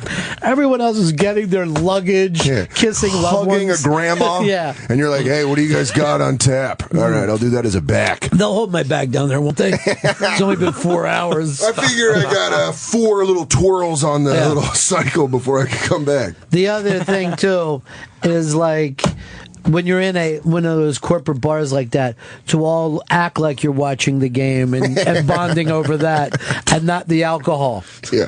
There's a place in DIA in Denver's International Airport where you could smoke cigarettes in the bar, and you would have thought I was a lifelong Steeler fan. Sure. No way. I was drinking and smoking watching the Steelers-Ravens game. I'm like, can you believe Roethlisberger? And they're like, who are you a fan of? Niners. I'm going to miss my flight, too. I'm just getting fucking hammered. He was with the home team. Yay! You know how many people I met that I bonded with in airport bars that if they walked up to me today, I'd be like, I don't know who you are. But you hugged them when you went away. Oh, I remember this tile salesman from Carolina. And we had a layover in St. Louis, and we were so drunk, and he's like, I'm gonna look out for you. I'm gonna follow your career. And I was like, you know what? I respect the work you do. I think shingling's a tough thing to do. He's like, yeah, well, my wife doesn't think so. And I'm like, you tell Judy she's being a little bit of a bitch. Yeah, it was, God, airport now, if he drinking. came in and sat next to you, no idea. Wouldn't fucking know him from a can of paint. All right, we got an Arizona call for you. Here's Cooch. Cooch, how you doing, dude? I'm great, buddies. How you doing? Good. Yeah, there's 2 centralized locations in Arizona where you can find the douchebags. There's dirtbags and there's frog. Yeah. When those 2 things spill out into the street, it's terrible. But when they stay where they should be, it's fine. But yeah, I totally agree, man. You know what sucks, though, man? Frog and Firkin is so much fun to drink out on that patio. Like that, like to have beers and have that barbecue chicken pizza. It's a place right on University. It's awesome. Yeah, but Chovy's is right next door and twice as better. Yeah, you know what? You got me there. I almost got into, I got robbed when I was in college because my roommate was a drug dealer. And the kid that set us up, I ran into him at this bar that this guy's talking about called Dirtbags. And I walked up and I was like, hey, you set us up to get robbed. And this kid was a real piece of shit. One of the kind of kids I'm explaining, like, you know, real daddy's money. And he's like, oh, do you want to go outside? And I'm like, all right, yeah, finally. We'll get this thing settled. And I walk outside right in front of Dirtbags, and he looks at the bouncer. He goes, this guy has a knife, and he's going to stab me. And the bouncer's fucking jumped on me. And I was like, you pussy. You asked me to go outside to fight you, and then you told bouncers I had a knife. But that guy's going to go far in life. I can see it. He's going to do well in the corporate world. I think he's probably running Merrill Lynch at this point. Yeah. Yeah, but you're right. That guy's Cooch is right. There are 2 centralized locations. And, They're all either from Orange County or Chicago. Or Long Island. A lot of Long Island trash out there. Well, they end up everywhere. They end up everywhere. Yeah, that was the school at Arizona way different than I thought it was going to be. Chris, who are you yelling at there? I saw you yelling over there. Oh, no, there's someone in, Mike Lawrence is here. Hey, Mike Lawrence? Yeah, he just got here and he's just in reception. I like Mike Lawrence. When we break and come back with him. Yep. You want to hang out then? Yeah, I'd love to. I love Mike Lawrence. Dan Soder and Mike Lawrence up next. It's the Ron and Fez Show. Ron and Fez on Raw Dog. Raw Dog, Sirius XM. Comedy Hits. Channel 99. Ladies and gentlemen, Ron and Fez on Raw Dog. Sirius XM. Comedy Hits. Channel 99. Fez Show, 866 Ron Zero Fez, 866 Ron Zero Fez. I run a loose ship, but then I'm pissed about it. That's the beauty of me. You're like the greatest foreman I've ever seen in my life. Like, why'd you do with those bolts? No? All right, yeah, I get it. No, they went up. Door went up. You fire someone for not showing their ass crack. Fez Watley. Mike Lawrence is in studio with us. Him, along with Dan Soder, are here too. Both appearing at the Moon Tower Comedy Festival, April 23rd through the 26th in Austin, Texas. Moon Tower, y'all. Party at the Moon Tower. Oh, yeah. Lawrence and I are going to be hanging in Texas. Now, we'll be at the Hotel TGI Fridays. Yeah. How do you... And I'll bring my Xbox. We'll be playing WWE 2K14. How do you figure out who's doing which gig when you get down there and there's just gigs all over town? I think they give you a schedule. Yeah. We're zoo animals. But somebody else makes Someone the asked that question once and then got paid to answer it. Yeah, I don't know. I think they just give you a schedule. Yeah. It's already out. Yeah. It's already done. Just go where you're told. That's all we do. Yeah. Be a good little soldier. Yeah, it really is like joining the military. Go get your shots. Then you go up later. Yeah, it's a way more fun military. Yeah. It's a lot of... This is my wife, Mary Frances. She's the reason I tell these dick jokes. That's what's worth fighting for. First thing I'm going to do when I get... That's always the shot comes right after that. He got heckled, couldn't rebound. See, I got a little girl back there in the Bronx. She's waiting for me now. Yeah. He died so my floppy pussy jokes could live. You know what it's like being stuck 2 clicks southeast of Kansas City. Hecklers coming at you from every goddamn way. So, it's platoon, basically. It's just an old man in the back, and he's like, did someone say bachelorette party? Never forget. Listening to Credence. I see a fake tiara spin into a dark, deep place. I was walking, I did a gig actually in Kansas City, and there was a bachelorette party. And after the end of the show, we were walking to the MC's car in this empty mall parking lot. And all of a sudden, like a zombie attack, you just saw pink shirts start coming out of the wall. Oh, yeah. And I was like, no, I hope they don't see us. And then you just hear from across the parking lot, that's the comedian! And you're like, no! Someone decided to feed them after midnight. There was originally 2 bachelorettes, and then it just reproduced. They're like gremlins. You just see a bunch of penis helmets marching towards you. The first one was just a girl named Gizmo, and then they threw water on her, and they multiplied. Yeah, and they're always the same blonde hair job. Oh, God. The best is when there's an amazing bachelorette party, because you know that like, as a comic book fan, I just love anything that's rare. You know? It's like, this is a special edition bachelorette audience. I better keep this one. Who did this? This Frank Miller? Oh. Yeah. All right, I'm going over your schedules now. Dan, you're going to be doing Double Barrel. Oh, boy. Rogues Gallery. And Comedy Jackpots. Hey, that sounds... No, you weren't aware of any of these things. No, but it sounds like an evening of very, I don't know, fun Isn't times. it funny how after like the third name you realize the exact life you're living? What have I become? How is your career going? I did Double Barrel. Now, Mike, you're going to be these doing... all sound like places Johnny Cash slapped a whore. Yeah, that's nice. A lot of things happen at the Rogues Gallery. Mike is doing the Four-Eyed group of comedians with glasses. Comedians with glasses. And that's hosted with Bobby Slayton, who I don't think wears glasses. Well, you know these fucking nerds that take it over. I don't understand. People of comedy. Yeah, I'm waiting for a package coming in from Mitchell Walters right now.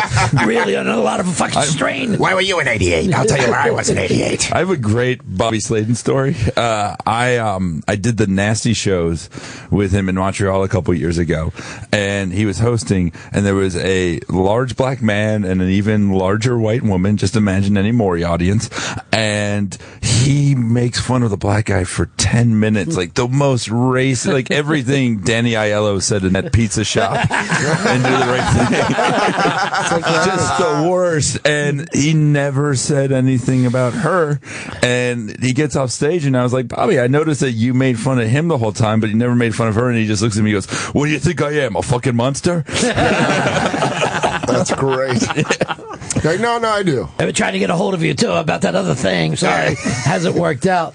He'll always be black. It's her fault she's fat. Like, that's what it is. Like, oh, yeah, it makes sense. He's hosting the Night of Comedians with Glasses. Yep. Which I never thought was a subgenre of comedy. I didn't know it was either. Yeah. I didn't know that a bad eyesight led you to a certain type of comedy. Now I'm wondering who's the most famous comedian with glasses. Woody Allen. God damn it, that was easy for you. We could have spent just hours just kicking it back and forth. I just swatted it. I was going to have Drew Carey. I am and not then he just good. asks, who is innocent but people think are guilty, and then he says the same answer. Yikes. No, I immediately go OJ. I'm like, OJ, he did nothing. This keeps my black friends around. Do you think Nicole Goldman's family watches those Naked Gun movies and smiles every time he gets hurt? They only watch those scenes. Yeah. That's the only justice they get is him being pushed down the highway. I imagine if I'm a member of the Goldman family, I'm the most offended by the Kardashian success because that's the guy that got him off for murder, and now their kids are haunting your kids are gone, and their kids are just everywhere you turn on the TV. But both the father and daughter got famous for getting people off. So That's true. like daughter, humana. Kim is now hiding her money in her ass. That's her little. If you break into the place, go there first. That's her. Yeah, it's a missile bunker. That's where she's gonna hide people in there if the fucking nuke drops. No, you guys are getting together for WrestleMania. Oh yeah, WrestleMania 30. The showcase of the immortals for guys who die in their 30s. Right. Are you worried that the cops will kick in the door and say you're full-grown men watching this?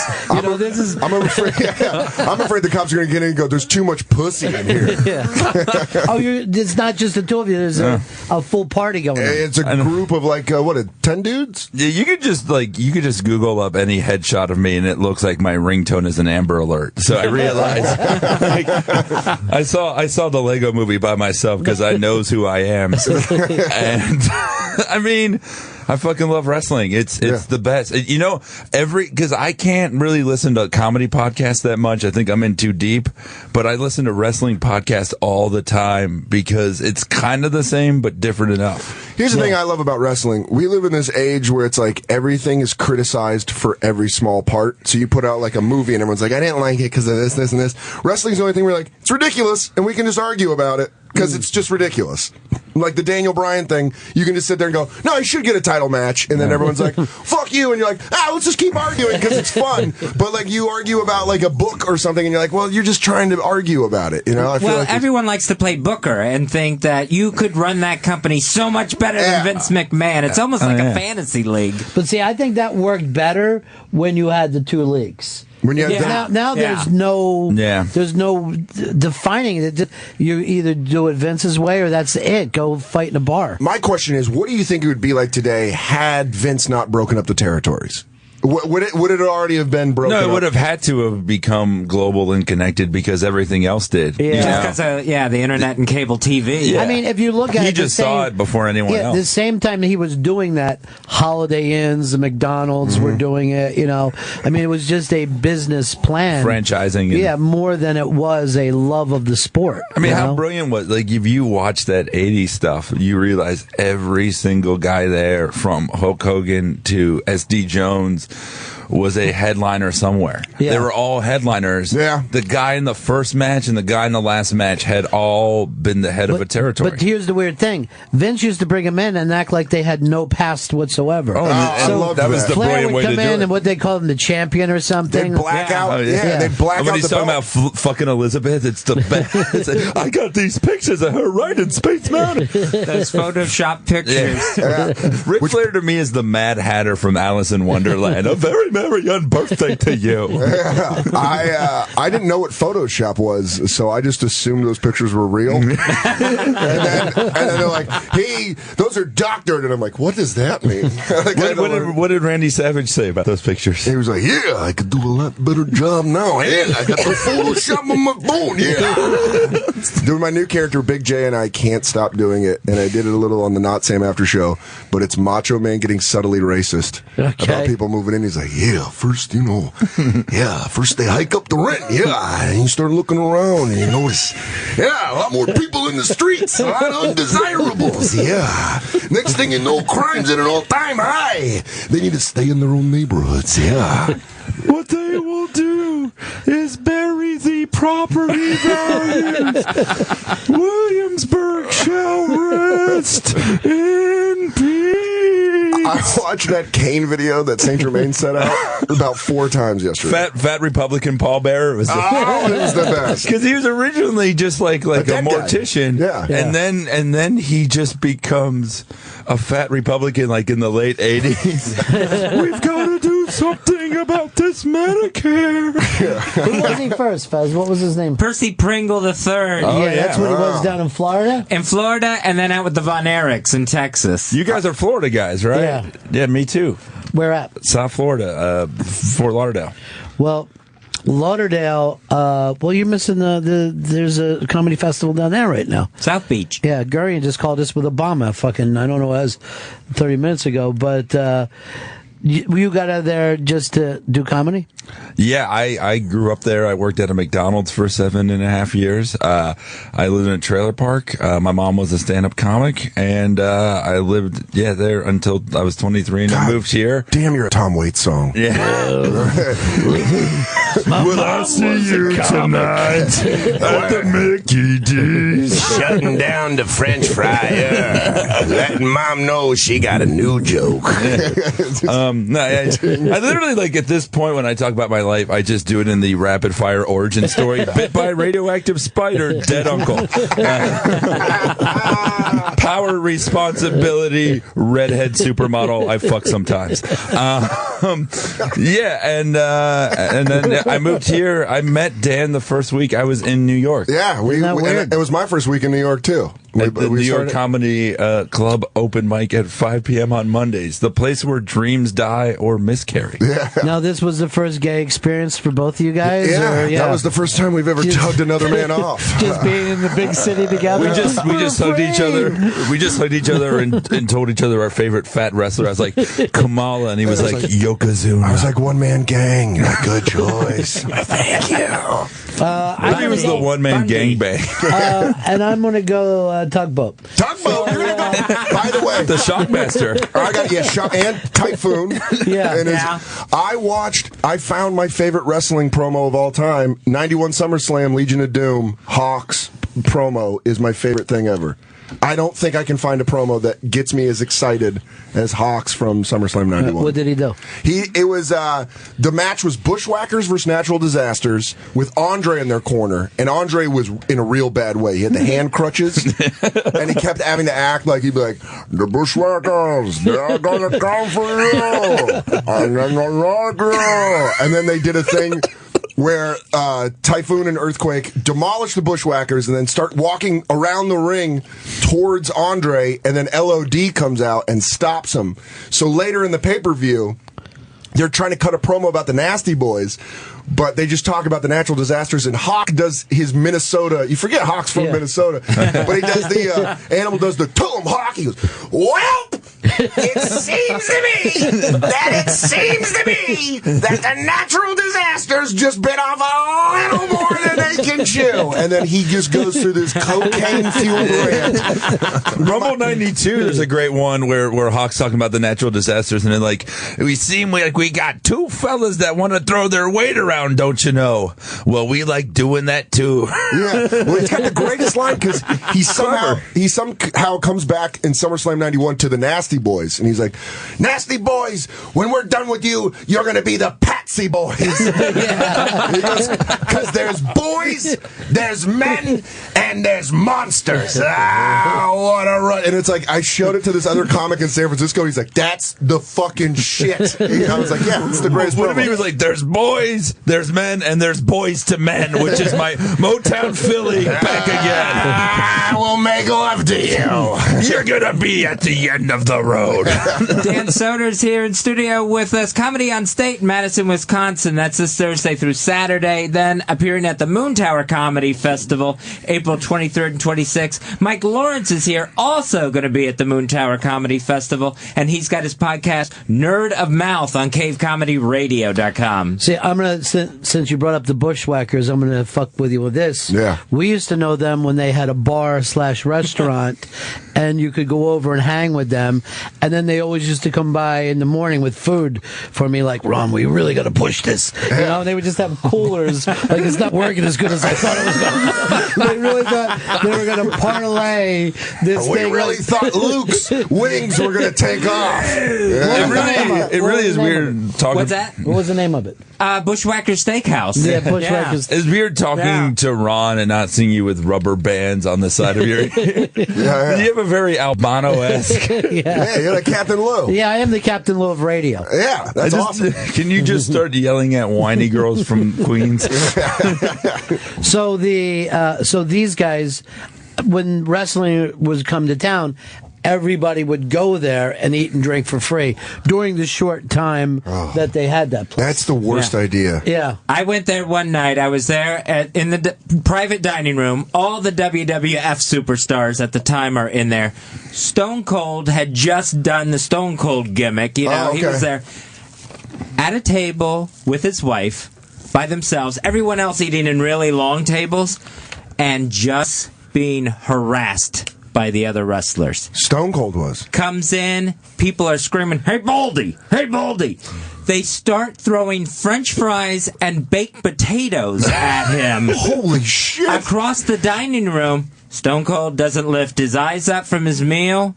Just sits there and takes it. Doesn't say a word. Rattlesnake would like to sit here and eat quietly if people would stop throwing shit at me. I don't mind it.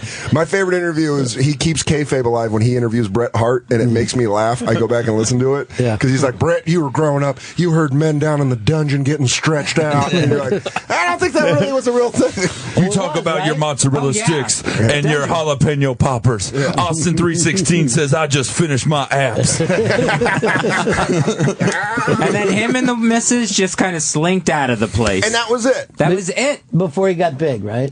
Yeah, he had just, done... Was this over the $1 million thing? Was he done being the $1 million ringmaster? Yeah, he was done being the ringmaster and the $1 million champion. And that kind of, did that tube for him? That totally tubed, yeah. And they went with this whole Stone Cold thing at King of the Ring. Yeah, I remember that. Against Jake Roberts, who is in the Hall of Fame this year if he makes it to Sunday Alive. And Paul Bearer. Is he bad still?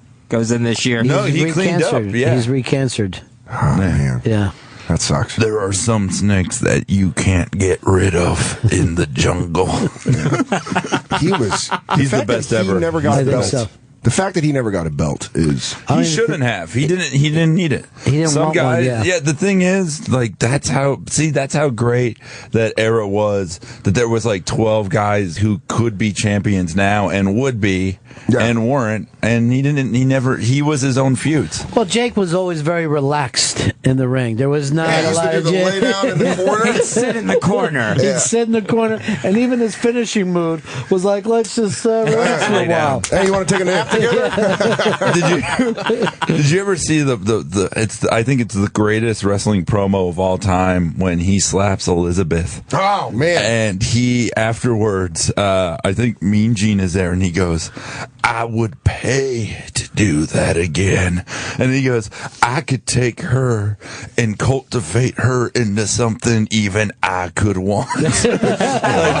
Holy. And then you see Beyond the Mat, and you're like, no, he really meant that. That his father was a wrestler who raped a 13-year-old girl. He's like, I was born into this world without love, and I still haven't found it.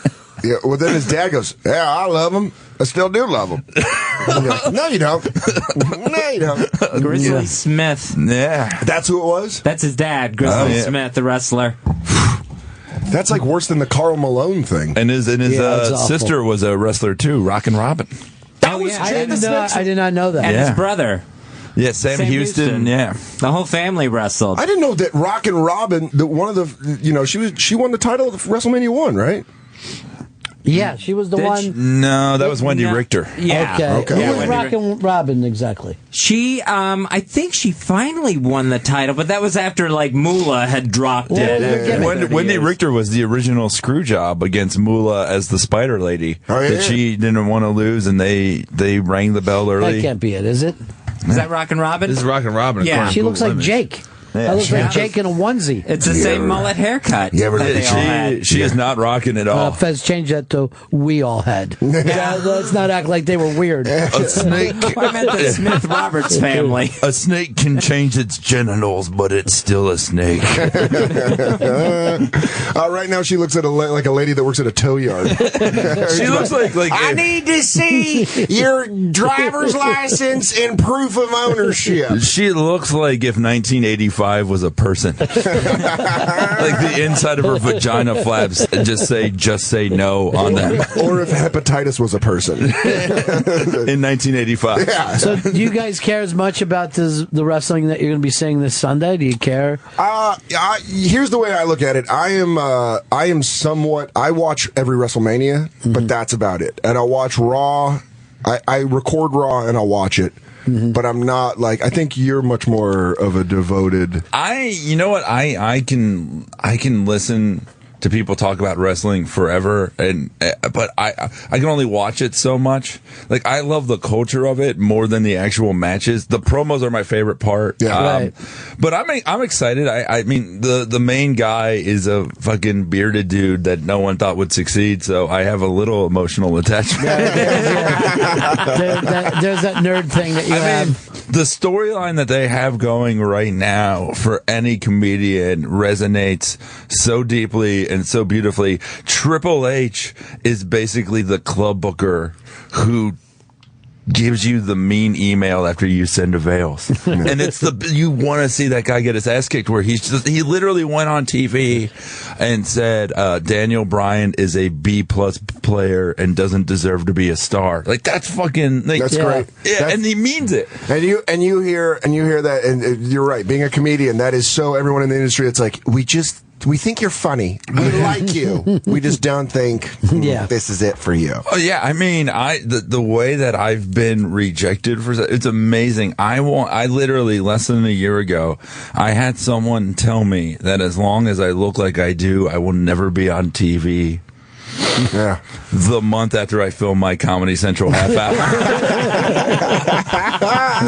You know what I mean? And it's like if you asked her what a podcast was, she wouldn't know. But there's like these people who are so behind, and I'm not bragging or anything, but it's like, and I'll tell you, like, if she ever sees me on TV, I'll be so fucking happy. Like, there is that, like, to see those people, prove them wrong, Yeah, and I think that's absolutely what this Daniel Bryan storyline is. Every comic has had someone say, you're not going to make it. And I think we have those even, I think that's a constant thing. I don't think that's a thing. Oh, yeah. Well, see, it's usually your agent or manager. Yeah. Normally, if your agent even calls you. Even if you tell everyone they're not going to make it, you're normally right. Yeah. You know what I mean? You're not going to make it. I mean, just like if you set out and told people as they're going to buy their lottery tickets, you ain't going to hit. It ain't going to happen for you. The thing, I used to be mean at open mics, and I think to myself, you were a special kind of mean. I'm glad I was friends with you the whole time. Yeah, creatively. But the thing is, I look back on it and I was like, I got it right 99% of the time. And you know what? But there was people that proved me wrong and were funnier than I thought, and I was fucking wrong, and I was an asshole. Right. And I try not to be as mean anymore. But I mean, you never know. But like this Daniel Bryan guy, like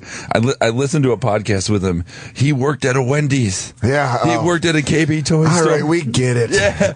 He was on the road for like 12 years before being. I saw him. I can never imagine you plumping up more to a wrestling storyline than the Daniel Bryan one. I know. I saw him in front of 400 people. Yeah.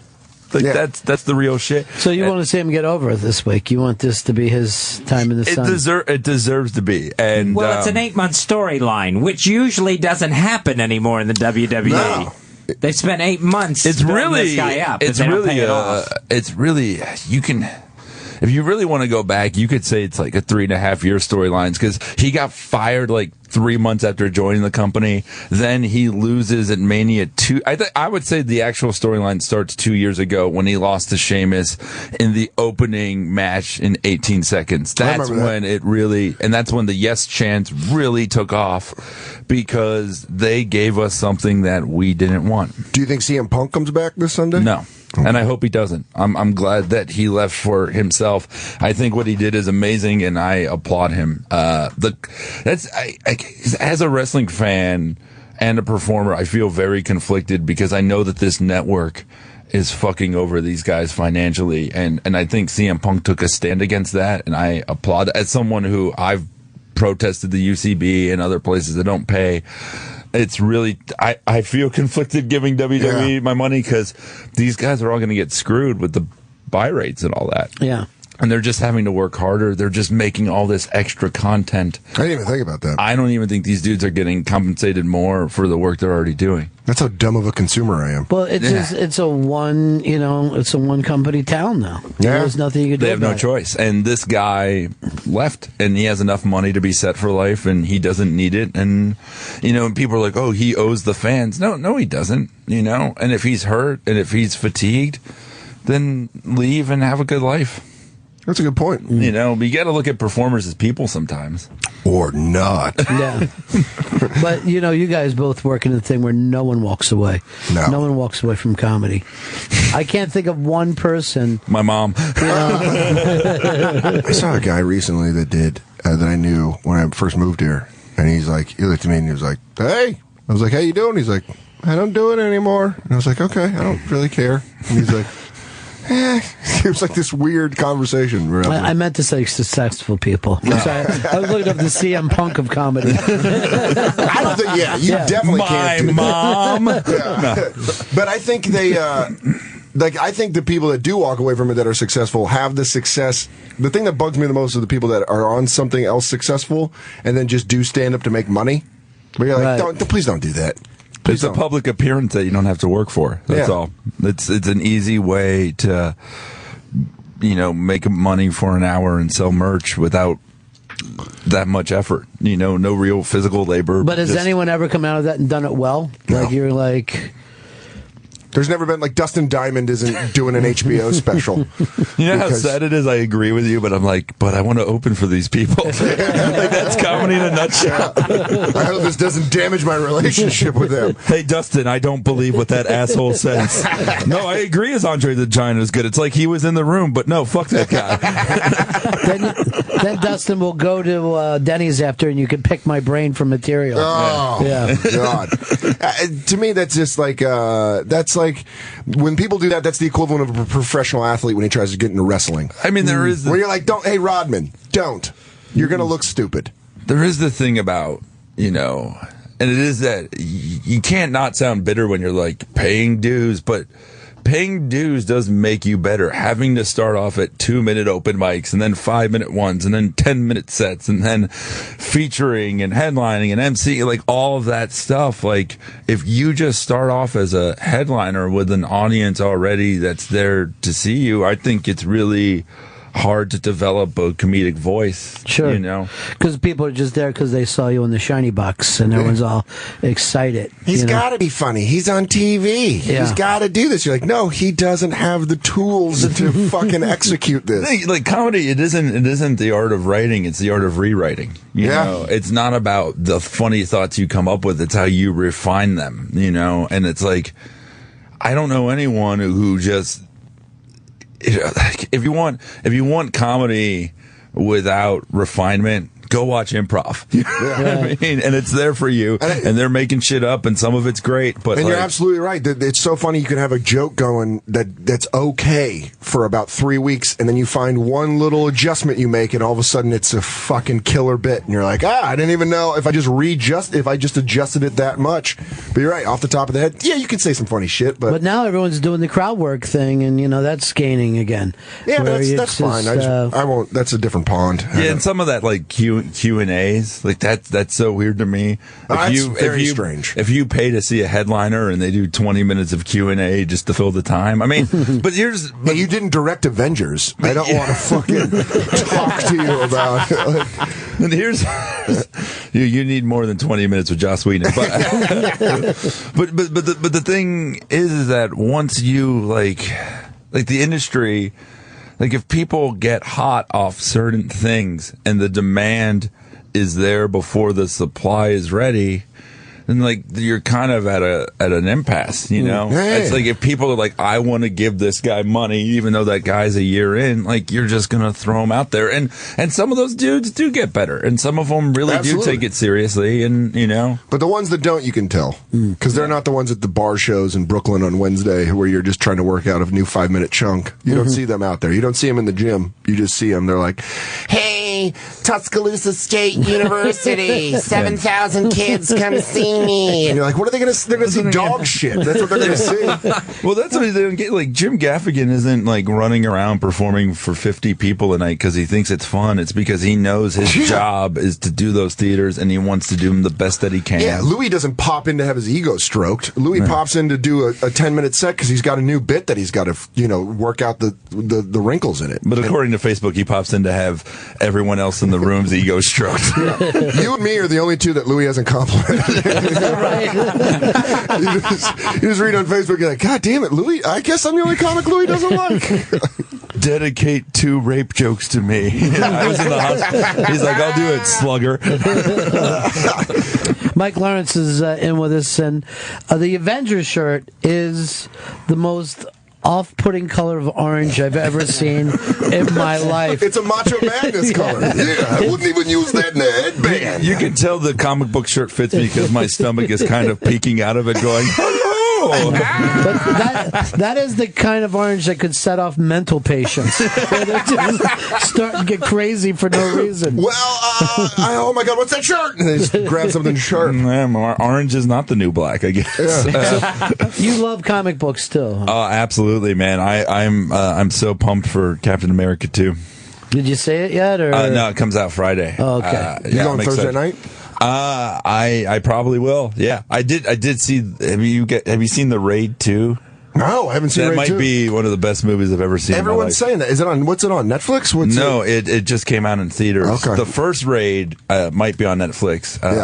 They're Indonesian action films, and they're the most violent, beautiful things I've ever seen. Yeah. The Raid 2. Raid 2. Yeah. And this is martial arts through it, or oh my God, yeah! You watch people die in every single way possible. There is a girl who has 2 hammers and she hits people in the face with them, and then when you're bored with that, she sticks it in their mouth and pulls it out. Yeah. Don't give away everything. Come on. Spoiler alert. That's the main story arc in Raid 2 is Hammer Girl. But that's what's like, I just saw that. I don't know if I'm going to be able to enjoy Captain America as much when he just punches people. Like, where are the hammers? You know, he could be doing so many things with that shield right now. He could fish hook Winter Soldier. Yeah, it looks great though, Captain America. Yeah, I don't know. That's all of the big comic book movies this year, though, right? There's nothing else? There's nothing else? Well, there's May 2nd, which is Spider-Man. There's May 23rd, which is Days of Future Past. And then there's August 1st, which is Guardians of the Galaxy. Oh, I didn't know that these things seem to be popular now. That's cool. So they're going to start coming out. By the way, I'm engaged, and I don't know how that happens. I said this yesterday to the movie guy. I think Guardians of the Galaxy is the only one that I'm like, I can't wait to see if they can pull this. It looks amazing. Yeah. Yeah, it looks fun. I'm a big fan. The Spider-Man thing, I didn't get behind the first one. There's too many reboots to Spider-Man. Plus, I'm more of a DC guy. Me too. So I'm going to be disappointed next year. You're a DC guy? Yeah, I've never seen a Thor movie. I didn't see Thor 2 because I've never picked up a Thor comic book. But you've watched Green Lantern? Green Lantern? Yeah, I did eventually watch on cable. I'm sorry, man. What's that? Truthful. Yeah. It's a nice truthful statement, I said. Now, you refuse to watch the Marvels because you're DC? Yeah. I've never. Avengers I watched, and that was only because they were showing it in a mental hospital, and that I was committed into. Oh, okay. That's because we understand it better. Hey, if it got you through, though, good for Marvel. But do you like all of the DC movies? I mean, Green Lantern is horrible. Green Lantern was bad. The Man of Steel, I was not a fan of.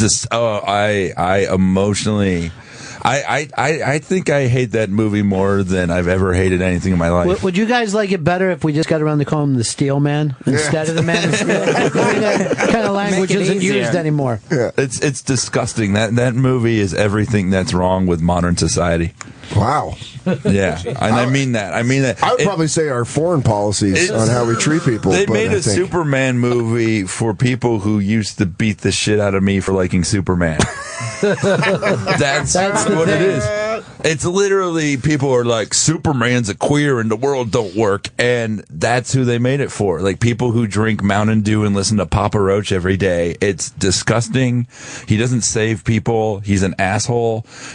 The worst thing is Pa Kent. You know, Pa Kent is supposed to be the guy who makes him a better person, and he's a dickbag. Just let the kid drown. That was Pa Kent's advice. Yeah. Would you just let a kid drown so people are Sometimes the weak need to die. See, this is the thing, too, Mike, that you brought it up, that now people who never like comic books love comic book movies, and you see, like, beautiful women going, you know, I'm a nerd. You know what I mean? I'm such a nerd. I guess I'm a geek. You know? Are you? There's nothing like I've never been one of those. You throw around that word and you're like, I know people who have gone through a ton of shit because of that word. Just because you got prescription glasses from Warby Parker. Then you're but that was only so you could do the Four Eyes comedy show. Priorities. Thanks for plugging it. Finally got back into it. Fuck everything. We've moved 18 tickets. Buy a ticket. 4 things on the People of Comedy. We've got show for me from a kidney flathead. We've sold 1 seat for each eye. He really is. He's like a coworker of Dick Tracy. 4 Eyes. You gotta go to the 4 Eyes Comedy Festival. No, I mean, the whole Big Bang Theory is my Medea. I always say that it's nerd face, you know. But like, I get it too. I mean, because it's like you kind of give and you take. Like, we wouldn't have a Guardians of the Galaxy movie if Mugbloods didn't love this stuff, and I wouldn't be able to tell a lot of the jokes that I tell, you know. Right. Yeah. I do like that there's almost this seismic shift, and now the real nerds are at top of the mountain, and they're like, you can't come up this mountain. Well, there was just a study out today that said that so-called, like, popular kids get bullied more than outsiders because it's a very competitive thing to be popular, so they get fucked with all the time. And it hurts them more to drop a couple of steps. Yeah. Well, I just always assumed that if someone was mean and popular in high school, that their life was going to be done by 25.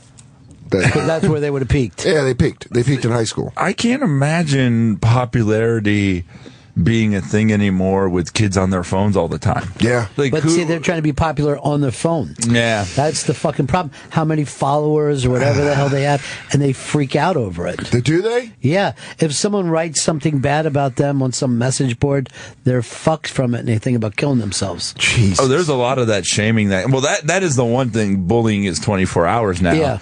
But I also figure, like, in the way that, like, all pop culture is splintered and there's no main thing anymore, I figure it would be the same with kids. But you would think that if you were some weird art student in Wichita, you'd be able to find friends in the Lower East Side if you went on the computer.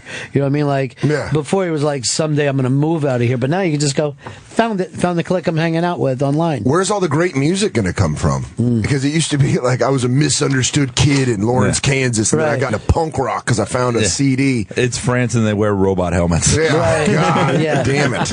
That's what we got now? It's all Sweden. I mean, all the music is Swedish dudes now. Yeah. But yeah, you're right. It did used to be gay kids who got fucking pushed out of the South, came to New York and either wrote great music or paint. Yeah. You know, they were like amazing. And now they're like, we want to be gay in Omaha. And you're like, why? We're going to march. We're going to march in Omaha. You're like, just go to San Francisco. You'll do so great there. Right. I guess I paid like life dues too. Like I feel like maybe I'm one of the last generation to grow up in a Florida that was really Florida. You know? we got the internet like around the time I was like, you know, like in 8th grade, but that loneliness before that and even after that, like it is so crazy being out of Florida. Like you forget. Like, I was an atheist, and the power of being able to say you didn't believe in God to people in Florida was this amazing, wonderful thing. In New York, they don't care. They're like, which God? You're right. That, like, the origin stories are all going to be fucked now because of the internet. No one's going to have a tough... It's also the only reason I'm not alone, so I have to kind of love the internet. Yeah. But it does keep people, just think of how many people aren't working because they're tweeting. You know what I mean? Yeah. Like, Andy Warhol would have just been tweeting all day instead of fucking painting. Yeah. You're right. There's too much. The internet, I've noticed, I just have this reaction to go on Facebook when I go on my computer. I don't want to. I just go on it. I'm like, why the fuck am I here? I've checked birthdays. I'm good. I thought of it like that whole cancel Colbert thing. It's like the reason we're all fucking babies now is because everything's a pacifier. Yeah. You know? Like everything is just there to distract you and to make you waste time and to make you feel important even though you aren't. That's what it is. We're removing uncomfortability from people's lives where it's like being uncomfortable used to be good because it made you do something. I was just thinking that Mike is saying the most interesting stuff while wearing an Avengers shirt. To me, it's not even the Avengers shirt as much as it's the orange. This is actually the cover to issue 277, which is the end of the Under Siege storyline. Take that. Written by Roger Stern and drawn by the great John Buscema. Fucking poser-ass nerds. See you wear a shirt like that. Now, see how many, this is the interesting thing, how many people who go to Comic-Con. By the way, you're judging my Avengers shirt by pointing at me with a back scratch. But seriously, I feel like that, like Marlon Brando had that before he died. It's like, what you little. Get me a sandwich. I'm parched. Who brought you here? Who fucking brought you here? Feed me my lines. But do you think that people at Comic-Con would know what that shirt is, though? It's the Dr. Moreau comedy show. I think some people would. Some. Yeah. Because I think a huge part now, the people who go to those things don't like it as much as the original people who dug it. Well, it's all sexy girls dressed up like Sailor Moon. Yeah. Just waiting to go see Chris Hemsworth talk about playing Thor. Well, that's some of it. I mean, it depends. I mean, the thing with Comic-Cons now is that they literally, like you were saying, the Wichita thing, like, they really are, they're the Ellis Island for anyone who doesn't know how to talk to their dad. Like, it's bring us your weird, your goth, your, geeky. Like, we don't, because I'll perform at some of them, and it is so funny how splintered Ninja Turtles that audience is, where all the streams are crossing and nobody really gets each other, but they all tolerate each other. And it's funny because in the same way New York, like, we're all different, but we all kind of hate each other, but we realize we just got to get along. That's exactly what a Comic-Con is. And when you start making fun of the individual subcultures, people love it. When you shit on the bronies, the anime people get off on it. Because that is the crazy thing about being a nerd. It's like we all kind of like each other, but there's also that. Look, man, cars that turn into robots is one thing, but these fucking talking turtles with their pizza and their weapons, they're wearing masks, but they're turtles. My favorite thing has always been to be around like some of my friends that are really like kind of nerdy, and then bring up the fact that I love the NFL. That's like kind of that freaks them out. Well, they're like, what? And I like them like yelling at me like, that's dumb. They're a bunch of meathead millionaires. I'm like, yeah, come on, I like it. I mean, to me, nothing is, and me and Soder talk about this, nothing is nerdier and creepier to me than college sports. I think it's the most sickening thing that adult men talk about kids' futures. Not only do they talk about it, they use their money to shape who could sin and who doesn't. I mean, these guys go back with big bucks and are forcing it into There's these. just something about looking at a 17-year-old going, look at that guy. He's got good prospects. You know? Look at them Or arms. being like, I run the most successful furniture store in this whole town, so I'm going to see if that little boy will come over here. Yeah, and I love it, and I love college football, and I can't get enough, and I will always love it. I hope Ruining they kids' unionize. lives. I hope they unionize. I really do. Oh, absolutely. I hope they all get paid. Yeah. I would love if they got paid. So it's like the WWE family because like they treat their employees crappy, like college football with the concussions and all that. I mean, like, it's crazy. Is it hard for you to because I know you've liked sports all your life? Has it been harder for you the more you realize how much they're killing themselves? I think there's something there's something good about it. I don't know. I like it. There's something. This is a new angle. I've never heard this. You know what it really is? We're living in these times where everyone knows the symptoms, everyone knows the problems. I kind of like that guys are just going out and smashing into each other, and they know that it's the other problem is the people willing to do that are, from impoverished places. Yeah. You're not going to have rich kids playing football in the future. No, it's going to be the new war. Yeah, it is going to be like, let's bring the minorities and have them fight here in ancient Rome. You're like the Dark Knight. You either die a quarterback or live long enough to be a cripple. Mike Lawrence, thanks for being here, appearing at the Moon Tower Comedy Festival. Moon Tower. Part of the Comedians with Glasses show, April 23rd through the 26th in Austin, Texas. If I get LASIK, they'll unbook me. And his podcast, Nerd of Mouth, on Cape Comedy Radio. On Twitter, at the Mike Lawrence. And Dan Soder also appearing at the Moon Tower Comedy Festival, April 23rd through the 26th. And this week, Thursday through Saturday, Comedy on State in Madison, Wisconsin, at Dan Soder on Twitter. Make sure you sign up for that O&A Unmasked that we're going to be doing on April 17th. With Kenny. That should lead to a little something, right, Sam? Yeah. You know what? I'm not giving it away. So, Kenny, I get in Kenny's truck yesterday, and he's all about the mashup. What's the mashup? The morning mashup. What do you mean, what's the morning mashup? It's the second hottest morning show on Sirius XM. Is it? The second hottest, Kenny. It's on. Right, we're third. It's on what? Hits or something? It's on Sirius Hits 1 and XM 20 on 20. Basically, it's a morning zoo type of show, but they do a much better job than the morning zoos out there. Yeah, it's the satellite radio version of the morning zoo, but they do a good job. Right. So we go backstage with O&A with Sam Roberts and Club Soda Kenny. And now, backstage with O&A. Here is Primetime Sam Roberts. I'm Primetime Sam Roberts, and rumors have been circulating around the offices about Club Soda Kenny and how he has been spending his mornings. We confronted Clubby to get to the bottom of things. Kenny, what are you listening to? What everybody listens to in the morning. The morning mashup. What about Opie and Anthony? That's on the other radio. But I can't even hear it. I have 2 ears. I've been hearing that you're spending your whole mornings listening to the morning mashup and going to their websites. Moremashup.com. And all their Twitters. Mashup Nicole on Twitter. Mashup Stanley. Mashup Rich. Mashup Ryan. What's your obsession with the morning mashup? What kind of question is that? Is this your next demo that you have in mind?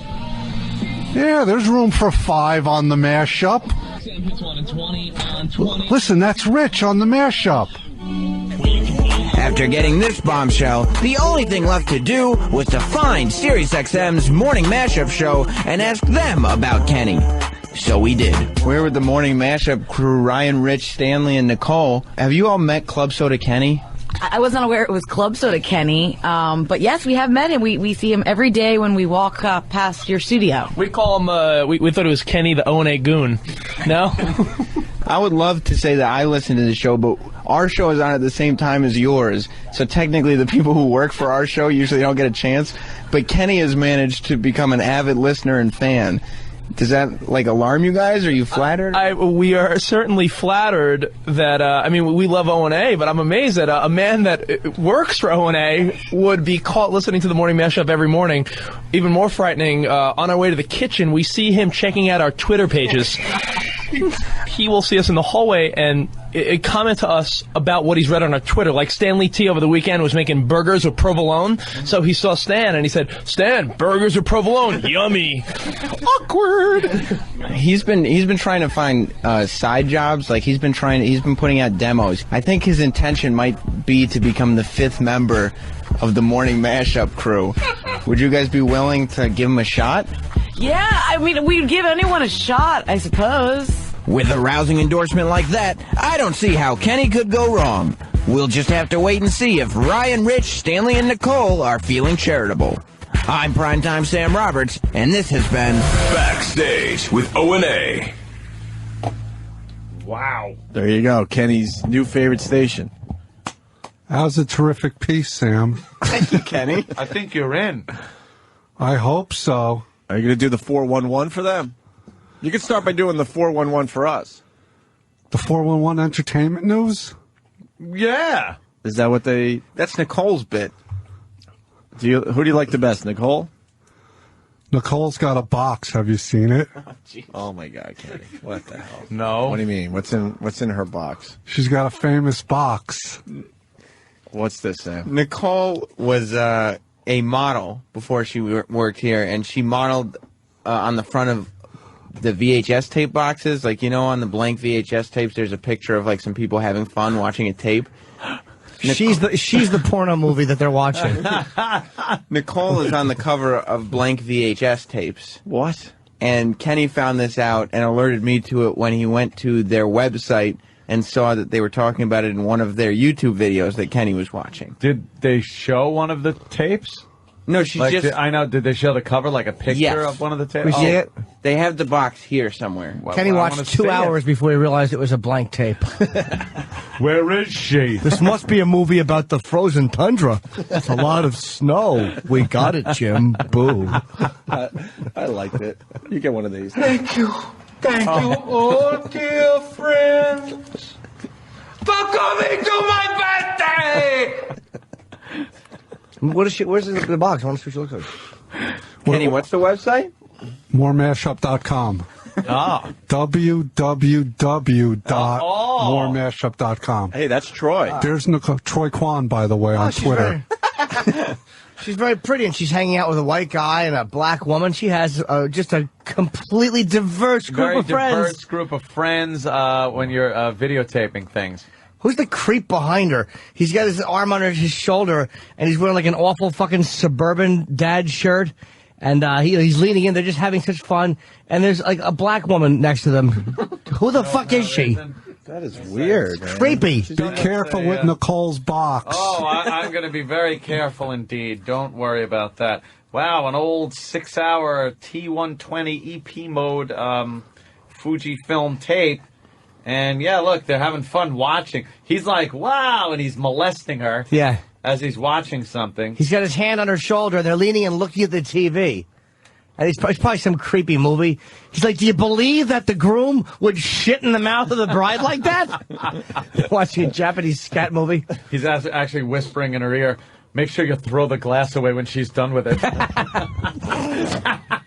And the black woman is smiling. She has no idea why she's there. No. Let's say hi to Booger Couch. Never realized they put pictures on the front of those things. Now we know. Booger Couch. Hey, if I get on that show, they're going to have to rename it to the Monster Mashup. Thank you. Thank you. Not a bad Kenny. Is Nicole on the air right now? Yeah. Can we get her for a minute, you think? We get her next. They walk down the hall. Like I have a couple questions 3 or about 4 this. times. I really do. Yeah, well, a couple of questions. I want them answered immediately. Yes. Very important question. Who is this man next to you? And when was he convicted of pedophilia? Let's say hi to Keith in Connecticut. Keith? Hey, what's up, guys? Hey. Any chance Kenny could back up like at least a foot from the microphone and stop breathing into it? Yeah, what's up with your sinuses, Ken? He does breathe into that microphone. I got allergies. What do you take for your allergies? I get a shot from the doctor. Nobody believes me. Oh, yeah? Yeah. Well, shot in the arm or in the ass? Where you taking No, it? I actually get both arms. Oh. Because I get a lot of juice. How bad are your allergies? You got to get shots. What are you allergic to? Air? No, I'm allergic to everything green, so I'm screwed all summer. And you don't eat any green stuff at all, right? No. You're one of those guys? Yeah. How do you do that and stay, like, healthy? Don't you have to Hey, eat? look at me. Don't you have to eat like broccoli and asparagus? Never. No. Bite your tongue. All right. Okay. What else do you eat? What can I call? This meat and potatoes, very bland. That's it? Yeah, plain, simple like me. Where do you get your vitamins that you get out of green vegetables? I guess that's why I'm deficient. You certainly are. Dan in California has something to add to the morning mashup discussion. Dan? Good morning, gentlemen. I'm a new listener. I love your show. Thank you, sir. As you should. Yes. Thank you. This girl, Nicole, has a really cool home life. She walks around naked as an adult around her family. Her parents do the same thing. They have a really cool home life. How do you know that? Fucking way. Are Yes, you they do. serious? Confront her on it. She's admitted it on radio. No. Sam? Yes. Get to the Walks bottom around of that. naked? Well, Does she still live at home? No, she visits her parents, and they have. So when she goes visiting her parents, you make sure she gets naked? they're hippies. How old Her is old she? man walks around like 24, 25. Oh, is she married? There's something so effing hot about that. I know. Old hippie father. She's smoking. She's smoking hot. Yeah, the parents are naked too, but wow. Later on, guys. Wow. Thanks for that info, Dan. Little nudity. Sam, that's your next thing. You got to go find out if that's true. Find out if Nicole gets naked with her parents. Yeah. She just walks around the house free. It's not like being naked. It's just, man, being free, man. You know? Backstage with O&A. I'm Sam Roberts. It's primetime Sam Roberts, Kenny. Oh, sorry. I got it right. What? That's my new favorite thing. All right, I don't know what else we can do with Can we? this. I honestly have questions about that video box. Yeah, I really would do. too. When do they take a break? Can we get her in here real fast? Couple minutes, yeah. We'll promote the hell out of their show. I'll find out. Might as well. We get to promote every other morning show around here.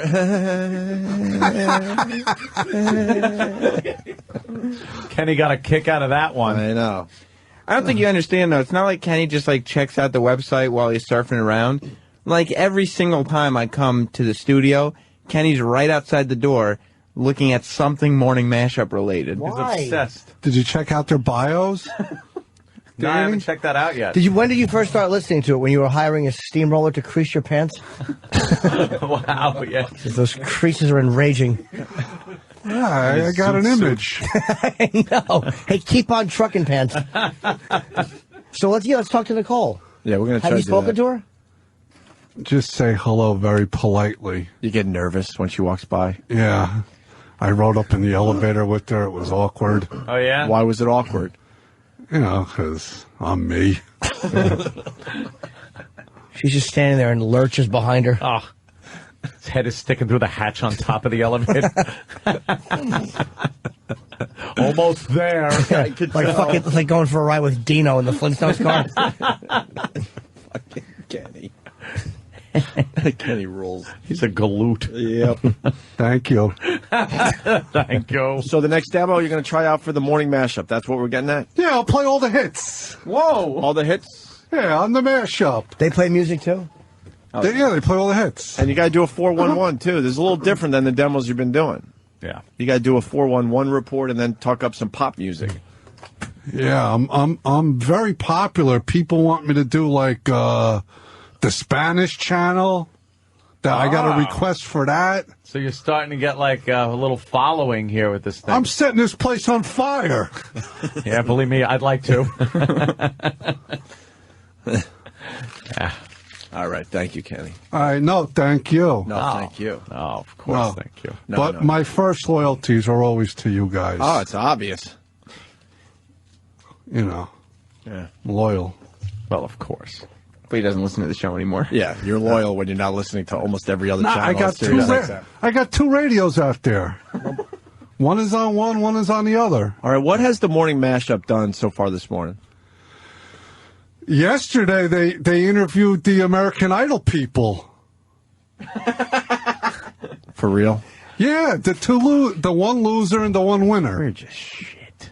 Adam Lambert and Chris Allen. Nice. What did we do this morning on our show? You guys just pure entertainment. But what did we actually do? You know what they did yesterday morning, and what did we do this morning? No, your tax talk, compelling. Compelling? What was compelling about it? Oh, when you were talking numbers? He really knows how to make you feel good about what you do. Hey, now look, you're eating your nice sandwich. That should make you feel good about yourself. Yeah. All right, a little bit. Hopefully it won't upset your tummy. I hope not. Not like the turkey chili. Nah, see. I'm still in with the turkey chili, Kenny. Well, it's good, but... GH, your muscle milk is getting warm. Because it's awkward to drink in front of guys. Muscle. Why? I think it's cute. You like your muscles to be all big. Half goes in his mouth, half goes down his chin, on his back. Who's outside? It's all, they're all dressed. Oh, Nicole's here from the homework Morning and Mashup. bubble gum. Jesus. Cotton candy and eraser shavings. Danny, those farts are disgusting, dude. Hi, Nicole. They're fucking horrible. Don't you try to do that. How about we not look at the GG sites while Nicole from the Mashup is in studio? How many minutes you got? Just a few. A few minutes? We're doing our own show, you know? We've seen you walk down the hall 100 times, and we get to finally say hi and introduce ourselves. That wasn't me. Why are you farting with Nicole in studio? It's okay. I hang out with boys all day. I'm used to it. Horrid. Kenny's a big fan of the Morning Mashup. So I hear. I just found this out. Yeah. And I'm quite flattered. And then you got a bunch of your fans calling our show. Really? Can we ask you anything? I don't know what the policy is around this joint with the human resources and stuff. You can ask me anything, but just be careful because those boys will come over and knock you out. And they're big boys. So. Yeah, they are. That video box. And I'm sure. Fuck the video box. How about the nudity thing? Well, we can get to that. Thing. There was a rumor that you walk around your house naked. Oh yeah, that's definite. Yeah, that's a definite with your parents though. Well, I grew up in a family that was just very open, and you go through that phase when you're a girl, especially after a certain amount of time. It gets a little weird with your dad, and you start, going into your room and dressing. On, right? Never happened. So yeah, I definitely, if I'm home, I still walk around naked in front of my dad or my mom. But you do know you're hot, right? Like hot girls. That's very nice of you. Hot girl. Wow. But it's my dad. My dad's a doctor, so I don't feel like. I don't know. Well, he's a dentist. But he's a doctor. He's a dentist. Oh wow, that's a little. The boys think it's weird too, and so do most of our listeners. A little odd, but yet hot. You don't feel uncomfortable ever? No, and you know what? Anyone who I've lived with in college and roommates in the city, I have ended up turning into my ways. Roommates have started to walk around naked because I'm just going to walk around naked if you live with me. So you might want to conform. Are you allowed to walk around naked at work? No, I don't think that would be allowed. Do you have a place to live? Are you looking for one? You need a roommate? No, I'm good. I've got a place. I'm all situated, but thanks. Where do you live? I live in the city on the Upper East Side. I mean your address. No, not gonna happen. Not gonna happen. I have an odd question. It's not a sexy question. But No, we had to get to that though. Oh yeah, of course. I mean, wow. But this video box, she's on the front of a VHS box, which every one of us has bought. Yeah. And it's like, I wanted to know, how did you get that gig, and how much did they pay you to be on the video box? I got paid a couple $1,000s to do that, but this, you didn't buy this. No, this was just here. Yeah, because nobody uses VHS tapes anymore. That's the embarrassing thing about this. True. I mean, I did it You're like in dated medium. Right? What the heck? You were in high school in that? Yeah, that was like high school. I did a couple commercial things, and this is the only thing that has come back to bite me in the ass. Nothing else has surfaced. It's not that bad. It's kind of embarrassing. Why? It's fine. It's kind of lame. Who's the creep behind you? Who is that guy? Dude, he was the biggest creep I've ever met in my life. I mean, he was the most annoying guy to work with. He looks it. What about me? I haven't worked with you yet, Kenny. I haven't worked with you. Maybe I'd be so lucky. He is smitten, man. He was driving me home yesterday, and he goes, "Oh, Nicole and her 411," and then he just cranks you up in the car, and it was awkward for me and Kenny. And he had a little smile on his face. He drank the juice, the mashup juice. I think so. Yeah. I don't know why you guys haven't yet. We do a show. Yeah, I know. But I listen because you guys are on till noon, I think. Yes, we are. I hear the last few minutes of the show every morning. Yeah. Well, because you can't listen, if you go to moremashup.com, there's lots of cool stuff there about us, and maybe you'll fall in love as smitten as Kenny has. Sometimes I poo to you guys. You do? Yeah, because they put it on in the crapper sometimes. Yeah, they don't put our show on in the crapper, but they put the morning mashup We make people on. constipated. Yeah, no kidding. Obviously. Terrible like that. Obviously. I'm honored. Thank you for listening to us while you poo. What's the big story today in the pop music world? You know what? What's the number one thing you guys are talking about on your show? Well, we're talking about teen sex. Idol scandal. I don't know. We talked to the Idol guys yesterday. We got Danny Goki coming in today. I don't know. I mean, AT&T kind of. I think Chris Allen won fair and square. I think Adam Lambert's going to do fine anyways. Yeah, second place usually does good. Yeah. That's because Idol gets a cut of all their careers. So the American Idol winner is going to have a career regardless. So take the fucking guy who's not as good. Like Taylor Hicks, Ruben Studdard, those guys have both won, and they went for a couple of years and then they fell apart. And Chris Daughtry didn't win, and he's doing great. Yeah, and did Kelly Clarkson did win, right? Yeah. Yes. But did Carrie Underwood win? Yeah. Well, there goes my theory. No, but also you had Clay Aiken. He didn't win, and he made a lot of money. Yeah. He had Well, career. we knew what ruined him. Well, the whole Gaken scenario, I think, kind of just the whole Gaken scenario. Yeah. His bare chest in those video chat rooms. Well, it's not like Mr. Masculinity is. It was in this year's. No, that's true. Some great pictures of him kissing men all over the internet. And I tried to get him to admit who he was dating yesterday. I was like, so, who's in your life? Who's the lucky girl? And, that's what Regis would say. Yeah. We noticed Regis doesn't know when he's got gay people on the show. So, any lucky girl in your life? Is there a little lady, perhaps, in your life? It's like, Regis he's wake kissing up. men on websites. Right. There was actually a girl here yesterday when Adam was walking through. She was like, oh my God, he's so hot. I have to get a picture with him. I was like, you know he's gay, right? She was like, he is not gay. I was like, honey, he's like 2 clicks and I'll show you how gay this guy is. Jesus. You can't get any gayer. Is that the webcam? Yeah, the Clay Aiken. Oh, come on. Clay Aiken What webcam. What happened, Nicole? I don't need. I'm not. He's got nice tits. Yeah, he does. Mine are nicer though. Little Promise. A cups. Oh yes. Yeah. Not like we haven't commented, but not like we didn't notice. Yeah. Yeah, you don't know. We're trying to be nice. Came in, it's a nice little sweater thing you're wearing, and little thing. And every once in a while, I might put on a dress, and you might get a better Ample. glimpse. Yeah. Ample. Yeah. Well, my name is Nicole Biggins, so and that's for a reason. Is that really? It is. Yeah. The birth certificate? No. Oh, Not my birth certificate. I was gonna say, what a coinky dink. Yes. Do we have to get her back on our show? Yeah. They're telling us you gotta go. Okay. Why? It was so fun to hang out with you guys. Yeah, very short, but that's I'm glad you got to smell Jimmy's fart. It wasn't mine. I would tell you if it was mine. I do, but that was. Yeah, you got to own up. Yeah, you I got to would. own up. And Kenny's going to try out for you guys. I know. Well, we're so excited. We Like he's freaking out. Come on. Can you put him on the show with you guys? You want awkward radio? I don't know about that, I but mean, we'll good definitely radio. listen to his demo. Definitely listen. Thanks, guys. Kenny. All right, there goes Nicole. Take it easy, Nicole. Thank you. There she goes. Now we get the back view. Oh. Jesus, she's naked in Wow. her house. What the fuck? She's pretty hot. She's even hotter when you get close up. She's a very pretty girl, and I didn't know she was walking in, and I cut a putrid fart. Dude, I had to move. It was a doozy. I moved under this freezing cold vent just to get moving air over my head. It reeked, and then all of a sudden, like, Nicole's outside, and then I was like, Danny, why did you do it? Like, I had to fucking throw it on Danny. Yeah, I was you actually really did. embarrassed by the stench. I didn't know she was coming in. Throw poor Danny under the bus, but I think she knew it was I you. threw Danny under the septic tank. And can you imagine? I got to go back to the naked with your parents. Can Yeah, you imagine yeah. you, Anthony Cumia, Hey. naked in front of Sal and Ro? Hey, Ro, your son's here. He's naked. We're all naked. We're all nude. How does that get done? You got to start that at a very early age and just like slowly work. Yeah, there's no doing. You should suggest that to Sal and Ro. Ew. You know what this family needs? That's right. Us all naked. No, the more clothes, the better. Please. I never want to see that. You ever accidentally catch the old side boob on your mom if she leans over when you're a kid and she like leans over to suck your dick? Or she's doing jumping jacks and you see her clit piercing. I remember one summer we lived in Cutchogue because we were redoing our house because they decided to have 1 million kids. And so we were living like I don't know, like in a hotel on the water in Cutchogue. And my mom bent over to tie my shoe, and I saw a full boob. What'd you do? He untied the other one. There's,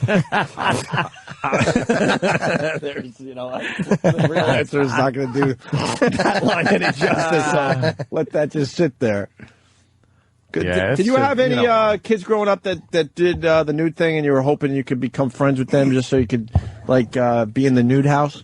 No, I didn't know any kids that walked around nude. You might have to take some calls. Oh, that's might have to take some nude calls. Oh, I don't know. That's hot though, with her like walking around. But the weird thing is, like, if you're naked around your family, people are like, well, it's natural. But then the sexual desires are natural too. And if what is to prevent you? Like, if you're so comfortable with your body and it's so not dirty, then why would it be dirty to look at your mother's tits or your sister's tits and go, wow, I'd like this? You understand what I'm saying? It's like, you can't be naked. Well. You can't. I don't agree with the thinking of being naked around your family, because it's like, you can't say it's completely natural and comfortable. I believe there would be some type of sexual. You're looking at a body. Of course. All of a sudden, that's just, it turns into a sex organ. Nudity. You forget it's attached to your sister or your mother. Right. That's why we have clothes around our family. Right. That's why we're shamed into having clothing. Let me say hi to Matt in New York. Bosoms. Matt has a very good observation for you, Anthony. Yeah, Matt, what's for up? Anthony, it's crazy to be naked around his parents, but he'll cut up lines with them, no problem. Well, that was in the 80s when everybody was doing a little, coke. With their families. With their families, with their mother and Sal. I did coke in the 80s, just not with the people who raised me. You were hoping they had it together. Oh. I don't get the leftovers. Stryker and I didn't actually. Stryker. Hey, morning, hey boys. Hey, Anthony, I got to call you out. Yeah. You said you liked you said the girls always played hard to get, but it seems to me you were playing hard to get. First there was Richard, then there was Dreamweaver. Then there was the Mexican in the shrubs. Right, the Mexican gentleman that wanted me to go into the bushes with him. Oh, he got a beating for that. Anthony I was watched the, Dad pound his hard face to in get on a one. pickup truck. That Exactly. was fun. Don't infringe on my turf. I pissed on this kid in the shower. Legally. Santorini Motel in Cutchogue. Oh, yeah? Is that what it was? Jeff Santorini? in Southold. I think you might be right there, Santorini. Spend some time at that joint. I'm not sure if... whatever. Who gives a shit? Who gives a flying... Nicole's hot, huh? Yeah, that was... She's very going on there. Confident. Yeah, I don't like that part. Secure with her... Yeah, I hate that stuff. Secure with her sexuality. No confidence. Definitely shows off her her body every single morning around here. Vulnerable. Yes. I like vulnerability. I bought her a white dress. Can we get her naked, you think? I hope so. No, there's no getting her naked. Well, let's sit down and think this Should over have a asked little her bit. about relationship. Is she in one? She got a boyfriend. And she does a show with two monsters. With guys that are as big as that doorway. So that kind of lets her in on kind of the secrets of the guy. You know what I mean? So it's kind of hard to... Yeah. I have a couple of things I can throw to her. All right, let's get back to the clips. Jesus. Inside radio. No one enjoys that. Out of the compound for a pool party? Yeah. Huh? That is always the go-to thing. Sure. Have some, oh, Jesus. Here we, oh, no. What, Jimmy? What's wrong with a pool party at Anthony's? That's great. Tell her to come to a pool party and bring fucking like a parka and bring her own snacks and an electric heater she can bring in the pool with her.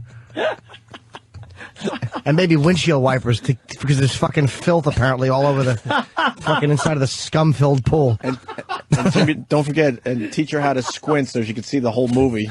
Yeah. They tell her to bring her own fucking a copy of the script so she can read along with what should be said. God. Yes. Oh, we got... All a right. lot of making up to do. Yeah. We got GMA, What You Don't Know About Teen Sex, or a good story about naked families. I'd say naked families. Oh, fucking yeah. Yeah. Give yourself a bell. Yeah, the Hoggises. Not the Hoggises. Everybody's naked. Put my weenie through the bars. You're not supposed to play with your weenie if you're walking around naked. It's supposed to just be walking around naturally. Sure you are. Everybody's married to each other. Oh, really? Seth in New York. Seth. Hey, guys. Hey, Seth. hey, man. How are you? All right, good. I got a family that used to live near me. They used to go in the hot tub together, the four of them. Naked? Naked. Now, you know, what's going on underneath those bubbles? Yeah. Yeah. The way Good point. you said that was like... That shit's strange. I don't care who you are. You don't walk around naked with your family. He nodded his head when he said that. What's going on beneath them bubbles? Bubbles, huh? Let me tell you what I think. On me? There's probably not much. Probably just 8 legs just fucking sitting there in the warm water. People just talking. Chit-chatting. Little big toe goes in a hole. I saw my dad in the jacuzzi and the steam room. At the Borgata, the fucking spa. I saw my dad. We both had robes on recently. Yeah. When I was there this year, he was down there. I was down there getting a massage, and my dad was there. All right, getting a massage too. Yeah.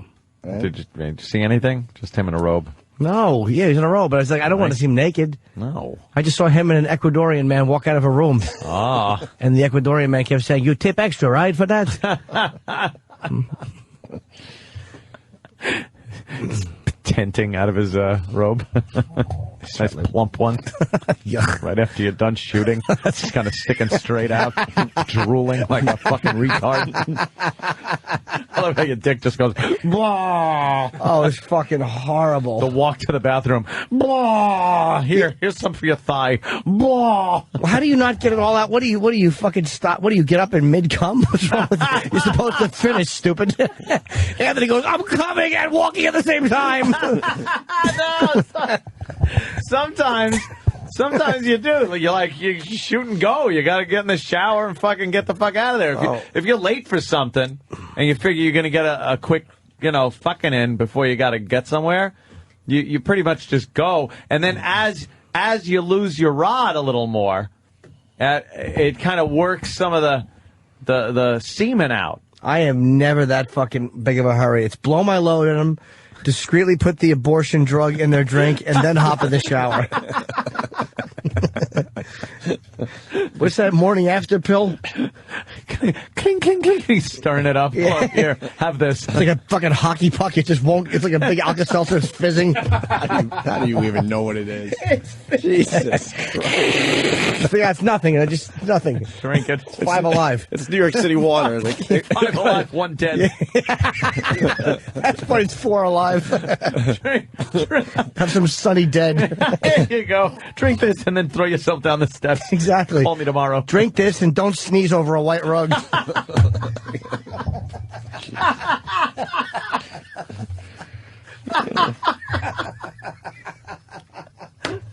holy shit. Kevin, Kansas. How are you, Kevin? Hey, what's up, guys? Hi, Kev. What's up? Hey, I got a messed up story for you guys. When I was in high school, my neighbors would get naked. They had a pool in their backyard. They would get naked all the time, and they would always invite me and my girlfriend over. So one night we got all fucked up, went over there and got naked with them, and they were fucking in the pool, and then we ended up fucking in the pool, and it was just a messed up deal. Ah. But the thing was, the chick was pretty hot. Egg drop soup. They even had a fucking slipper slide. Okay, terrific. What would you like us to say? He even had a slip and slide. Well, oh, but she used it. Thank you, Kevin. Final clip. They didn't put it anywhere cliff. Oh, this is how you know with you're a rod. You're going to slip and slide. It's I know. caught in a chuck hole. It's a pebble. You scrape your heart on a pebble. Ow. Like pole vaulting. Oh, like pole vaulting. Yeah. It's like losing a drive shaft at 60.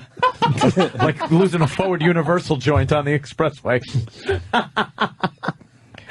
Slip and slides were fun. I used to put crushed glass under the slip and slide and watch the neighbor boy ruin his scrotum, and he would fall for it every time. I'd say, no, go on your hiney with your pants off. He'd go, really? But last time I went up in the hospital. I'd be like, this is different. Yeah, it ain't gonna happen this time. Instead of water, I would cover it with hot oil. And broken glass underneath. And broken glass. Sure. I watched the neighbor boy ruin his balls and hiney. Was there anything worse when you got a little pebble, though, for real? When no, it was they awful. didn't fucking... kind of hurt on the kneecap. What? Oh. Where's she going? I don't know. Nicole. She's got her bag with her, though, so maybe a bad time of the month. She gotta be... Walking towards the bathroom with a purse? Never good. Is that not good? What else are you carrying in there? Your hats? I don't What's in your purse? Bunch of tamps. I don't think she likes us. How could she not? What's that? We're all hot. I farted. She loves this. Yeah, we were fucking charming. Of course we were. How much you make from this? She doesn't like us. She does like us. She worships us. She was playing along. You No, she getting, wasn't. you getting that vibe? Oh, Yeah. so Yeah. obvious. Well, we'll do Backstage with O&A. Kenny Love's Morning Mashup. We had Nicole in yesterday. Yeah, very sexy. Mashup Nicole on Twitter. We should have gave her a little plug yesterday. She's very sexy, and she was telling us how she likes to be naked in front of her family. Yeah. Yeah. Maybe she didn't put it that way, but that's how I took it. That nudity thing with your family, that is... Were you ever naked in front of your family? Besides the obvious ages, you know, 18 to 24. I hear tell of a tweet. Is this true? What happened? That she twittered after her appearance here? Did she trash us? No, but I heard she twittered and said that she pretty much ran out of the studio because the smell she did was say that. horrendous in here. Can't argue with that. Jimmy's fart. Well, she's going to get some followers today. Mashup Nicole. Last week, we had my friend Mare in here. She had no followers. And after her unbelievable appearance on the show, she got like 1,000 followers within a day. Her fucking nose picking was so disturbing. And you missed it. Mare came in. She picked her nose and then wiped it on my arm. Ew. What else did she do? And you licked it. Oh, yeah, I licked it, too. I Oh, forgot my about God. that. Yeah. Is she attractive? Yeah. She was. Oh, well, yeah, until that, right? Dude, you met her. Watching a guy She do was it at the is wedding. different, but fucking watching a chick comfortably digging her nose. And it was like looking at something under a blanket because you could look and see the nose moving from the finger being in it. Yeah. One of the wow, she really was digging them. Yeah, it was like watching a little puppy run under a blanket. Her finger through her nose. It was horrible. And she was really cool. She opened up and said all sorts of stuff. Yeah, she's a Let me see if she's up. complete weirdo. If she's up, we'll have her call the show. Jimmy, you liked her on the show. I certainly liked her on the show. She said the fart, and Jim, the fart was pretty bad. Good. That's what she twittered. I guess what I'm getting at, though, every Friday we should like promote someone's Twitter, like a girl's Twitter, though. Yeah, we don't care about guys. Yeah, so today I think we try to get Mashup Nicole a lot of followers. How many she got right now? From the morning mashup. Yeah, let's keep track. How many followers she got right now, Dan? 1839. 1839. Let's see if we can get that Gonna well get over 1850. You think is our goal? Let's try to get that well over 2,500 by the end of today's show. Ooh. Mashup Nicole. She was very cool, and she was talking about that she knows she's hot. Yeah. She has no problem being naked in front of her family. To this day, did we ask her if she's still doing it to this day? I think she is. No. Yeah. Oh, Kenny knows everything about the morning mashup. Kenny?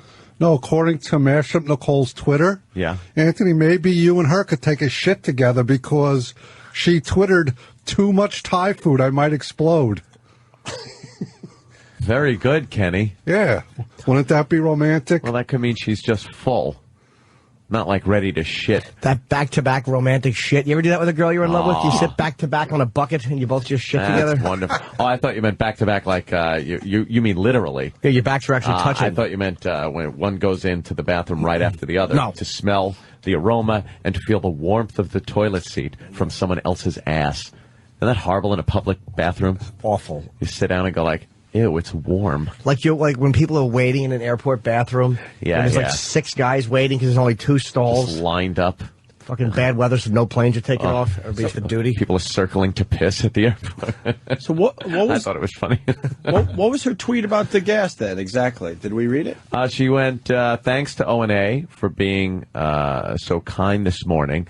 And Jim, ... the fart was pretty bad. Yay. She, Jim. Yeah, she came in. She didn't say anything about Can we it. make a new rule that you only fart in front of pigs and monsters? I'll be on. I let got to her get rip. myself off the hook. She was fucking...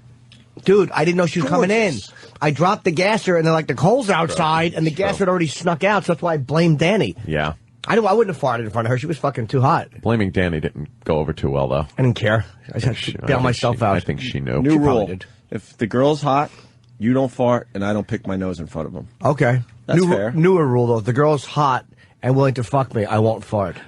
If she's not willing to fuck me, I cup it and open it under her nose. Wait, what's that going to do with the new rule? Cup, drink, and shit. All right.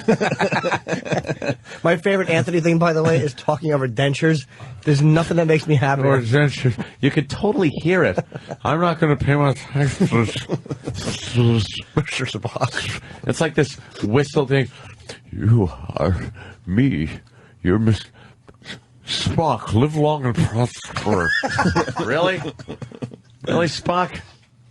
You know, the dentures. I knew they're constantly fighting the battle to keep them in their mouth. So they're just come flying out like the shuttlecraft out of the back of the Enterprise.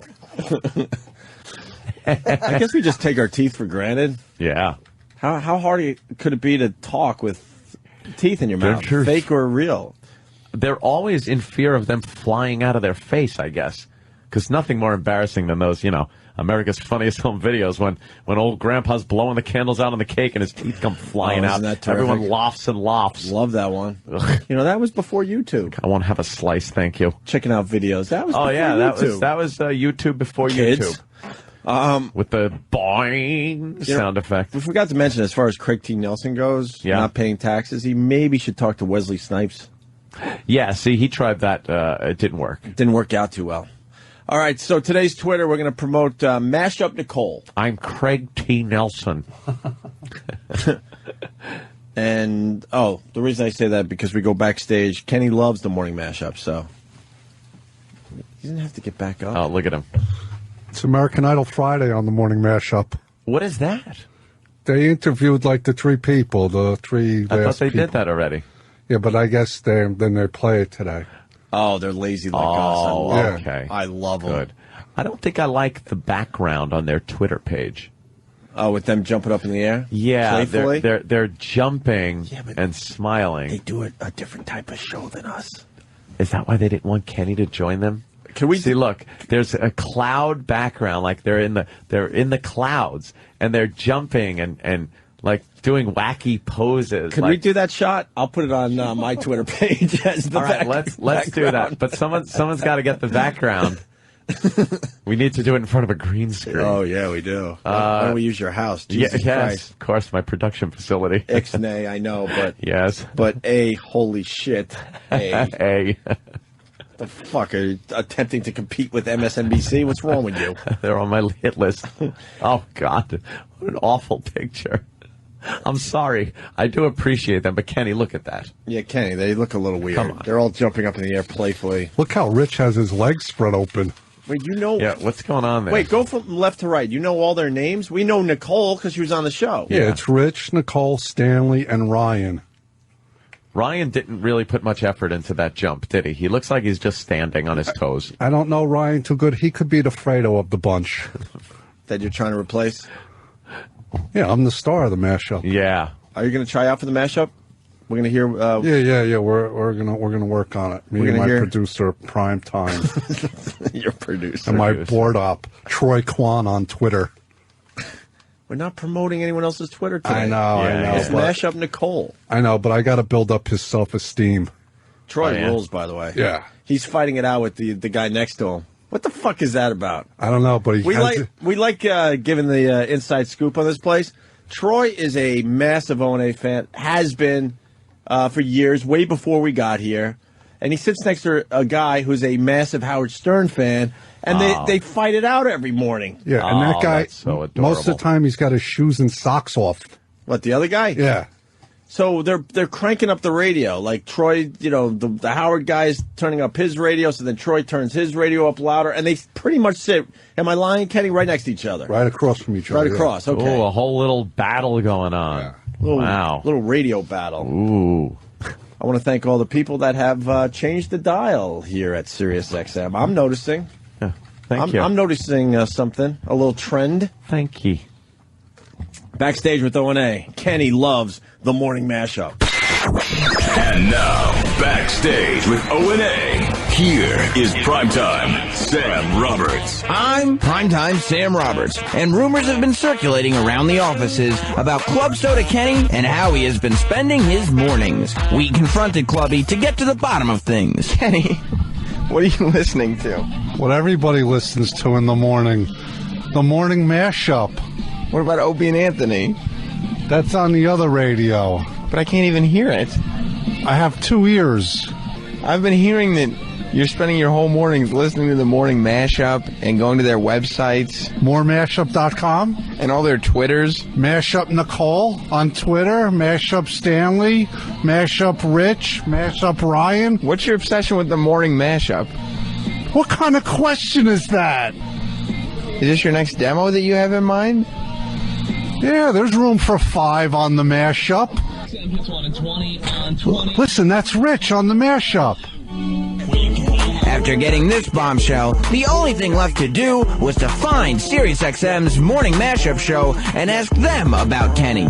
So we did. Where would the morning mashup crew, Ryan, Rich, Stanley, and Nicole, have you all met Club Soda Kenny? I was not aware it was Club Soda Kenny, but yes, we have met him. We see him every day when we walk past your studio. We call him, we thought it was Kenny the O&A goon. No? I would love to say that I listen to the show, but our show is on at the same time as yours, so technically the people who work for our show usually don't get a chance, but Kenny has managed to become an avid listener and fan. Does that, like, alarm you guys? Are you flattered? We are certainly flattered that, we love O&A, but I'm amazed that a man that works for O&A would be caught listening to the morning mashup every morning. Even more frightening, on our way to the kitchen, we see him checking out our Twitter pages. He will see us in the hallway and comment to us about what he's read on our Twitter. Like Stanley T over the weekend was making burgers with provolone, so he saw Stan and he said, "Stan, burgers with provolone, yummy." Awkward. He's been trying to find side jobs. Like he's been putting out demos. I think his intention might be to become the 5th member of the morning mashup crew. Would you guys be willing to give him a shot? Yeah, we'd give anyone a shot, I suppose. With a rousing endorsement like that, I don't see how Kenny could go wrong. We'll just have to wait and see if Ryan, Rich, Stanley, and Nicole are feeling charitable. I'm Primetime Sam Roberts, and this has been Backstage with O&A. Mare. Hi. We got to first tell you that you're not our Twitter girl anymore. Oh, no. What happened? Well, we're now into this girl, Mashup Nicole. She has a longer finger. Really? Yeah, she didn't pick her nose, but she told a fine story about how she grew up with, like, kind of cool parents to the point where they all walked around naked. And she continues to walk around naked in front of her parents, and she's in her 20s. Oh. And roommates. And roommates. She gets naked in front of her roommates and all. So we're promoting her Twitter page instead of yours today. Oh, well, you can promote that. My parents don't walk around naked. Actually, I just spoke with my mother, and my dad got laid off, so I'm full of happiness. I don't know if we're going to promote your Twitter today. I think it's still about Mashup Nicole today. That's fine. You can just have her. Is Kenny still mad at me? Ask him. Where's Kenny? Kenny's all about this Nicole girl now. I don't know. I think you're out. Yeah. Kenny, I think I've been out for a week. I'm pretty Kenny, upset. is Mare out or what? Who's on the phone? This is Oh, Mare. boy. She used to be friends with her. God. Kenny, why? Who's this? It's your friend Mare. Yeah, go work on your Twitter. Oh. It's over. Kenny. Oh, no. Oh, Kenny. Do you like Nicole or Mare better? Duh, not me. I'm out. Well, yeah. Nicole doesn't pick her nose. Oh. I'm sure she does. She just doesn't talk about it. Yeah, and she was talking about how she had you could be friends with Nicole, because one of her tweets was talking about how, what? She had a shit, maybe, because she had what? Thai food. Yeah, she had Thai true. food, and she thought she might have to shit. She was going to explode, she just wrote. I don't think it's so much that she wanted to shit. Oh, okay. Yeah. Ugh. Well, I can be friends with her. What's her name? Mashup Nicole. Oh. Yeah. I'll go look for her. Ow. All right, I guess we could give your Twitter a plug, even though our Twitter girl of the day is Mashup Nicole. Yeah. Yes, she can be number one. Oi. Bye. All right, Mare. Okay, bye-bye. Bye. There goes Mare. How's Mashup Nicole doing? Our Twitter girl of the week. She's doing very well. Yeah, what is she up to? Hang on. She was at, what, a little over 1,800 when we started this? Yeah, 1839, I think. All right. And she's now at 2006. Oh, okay. Oh, and she just tweeted, "Thanks for the love, O&A. I heart you." Well, what does that mean? Oh, Who does she heart the most? Though? I know. Go ask her who she hearts the most. We know What who she about doesn't. Jay? Huh? OA and J. She doesn't like me at all. Why doesn't she like after you? that fart. I could sense it.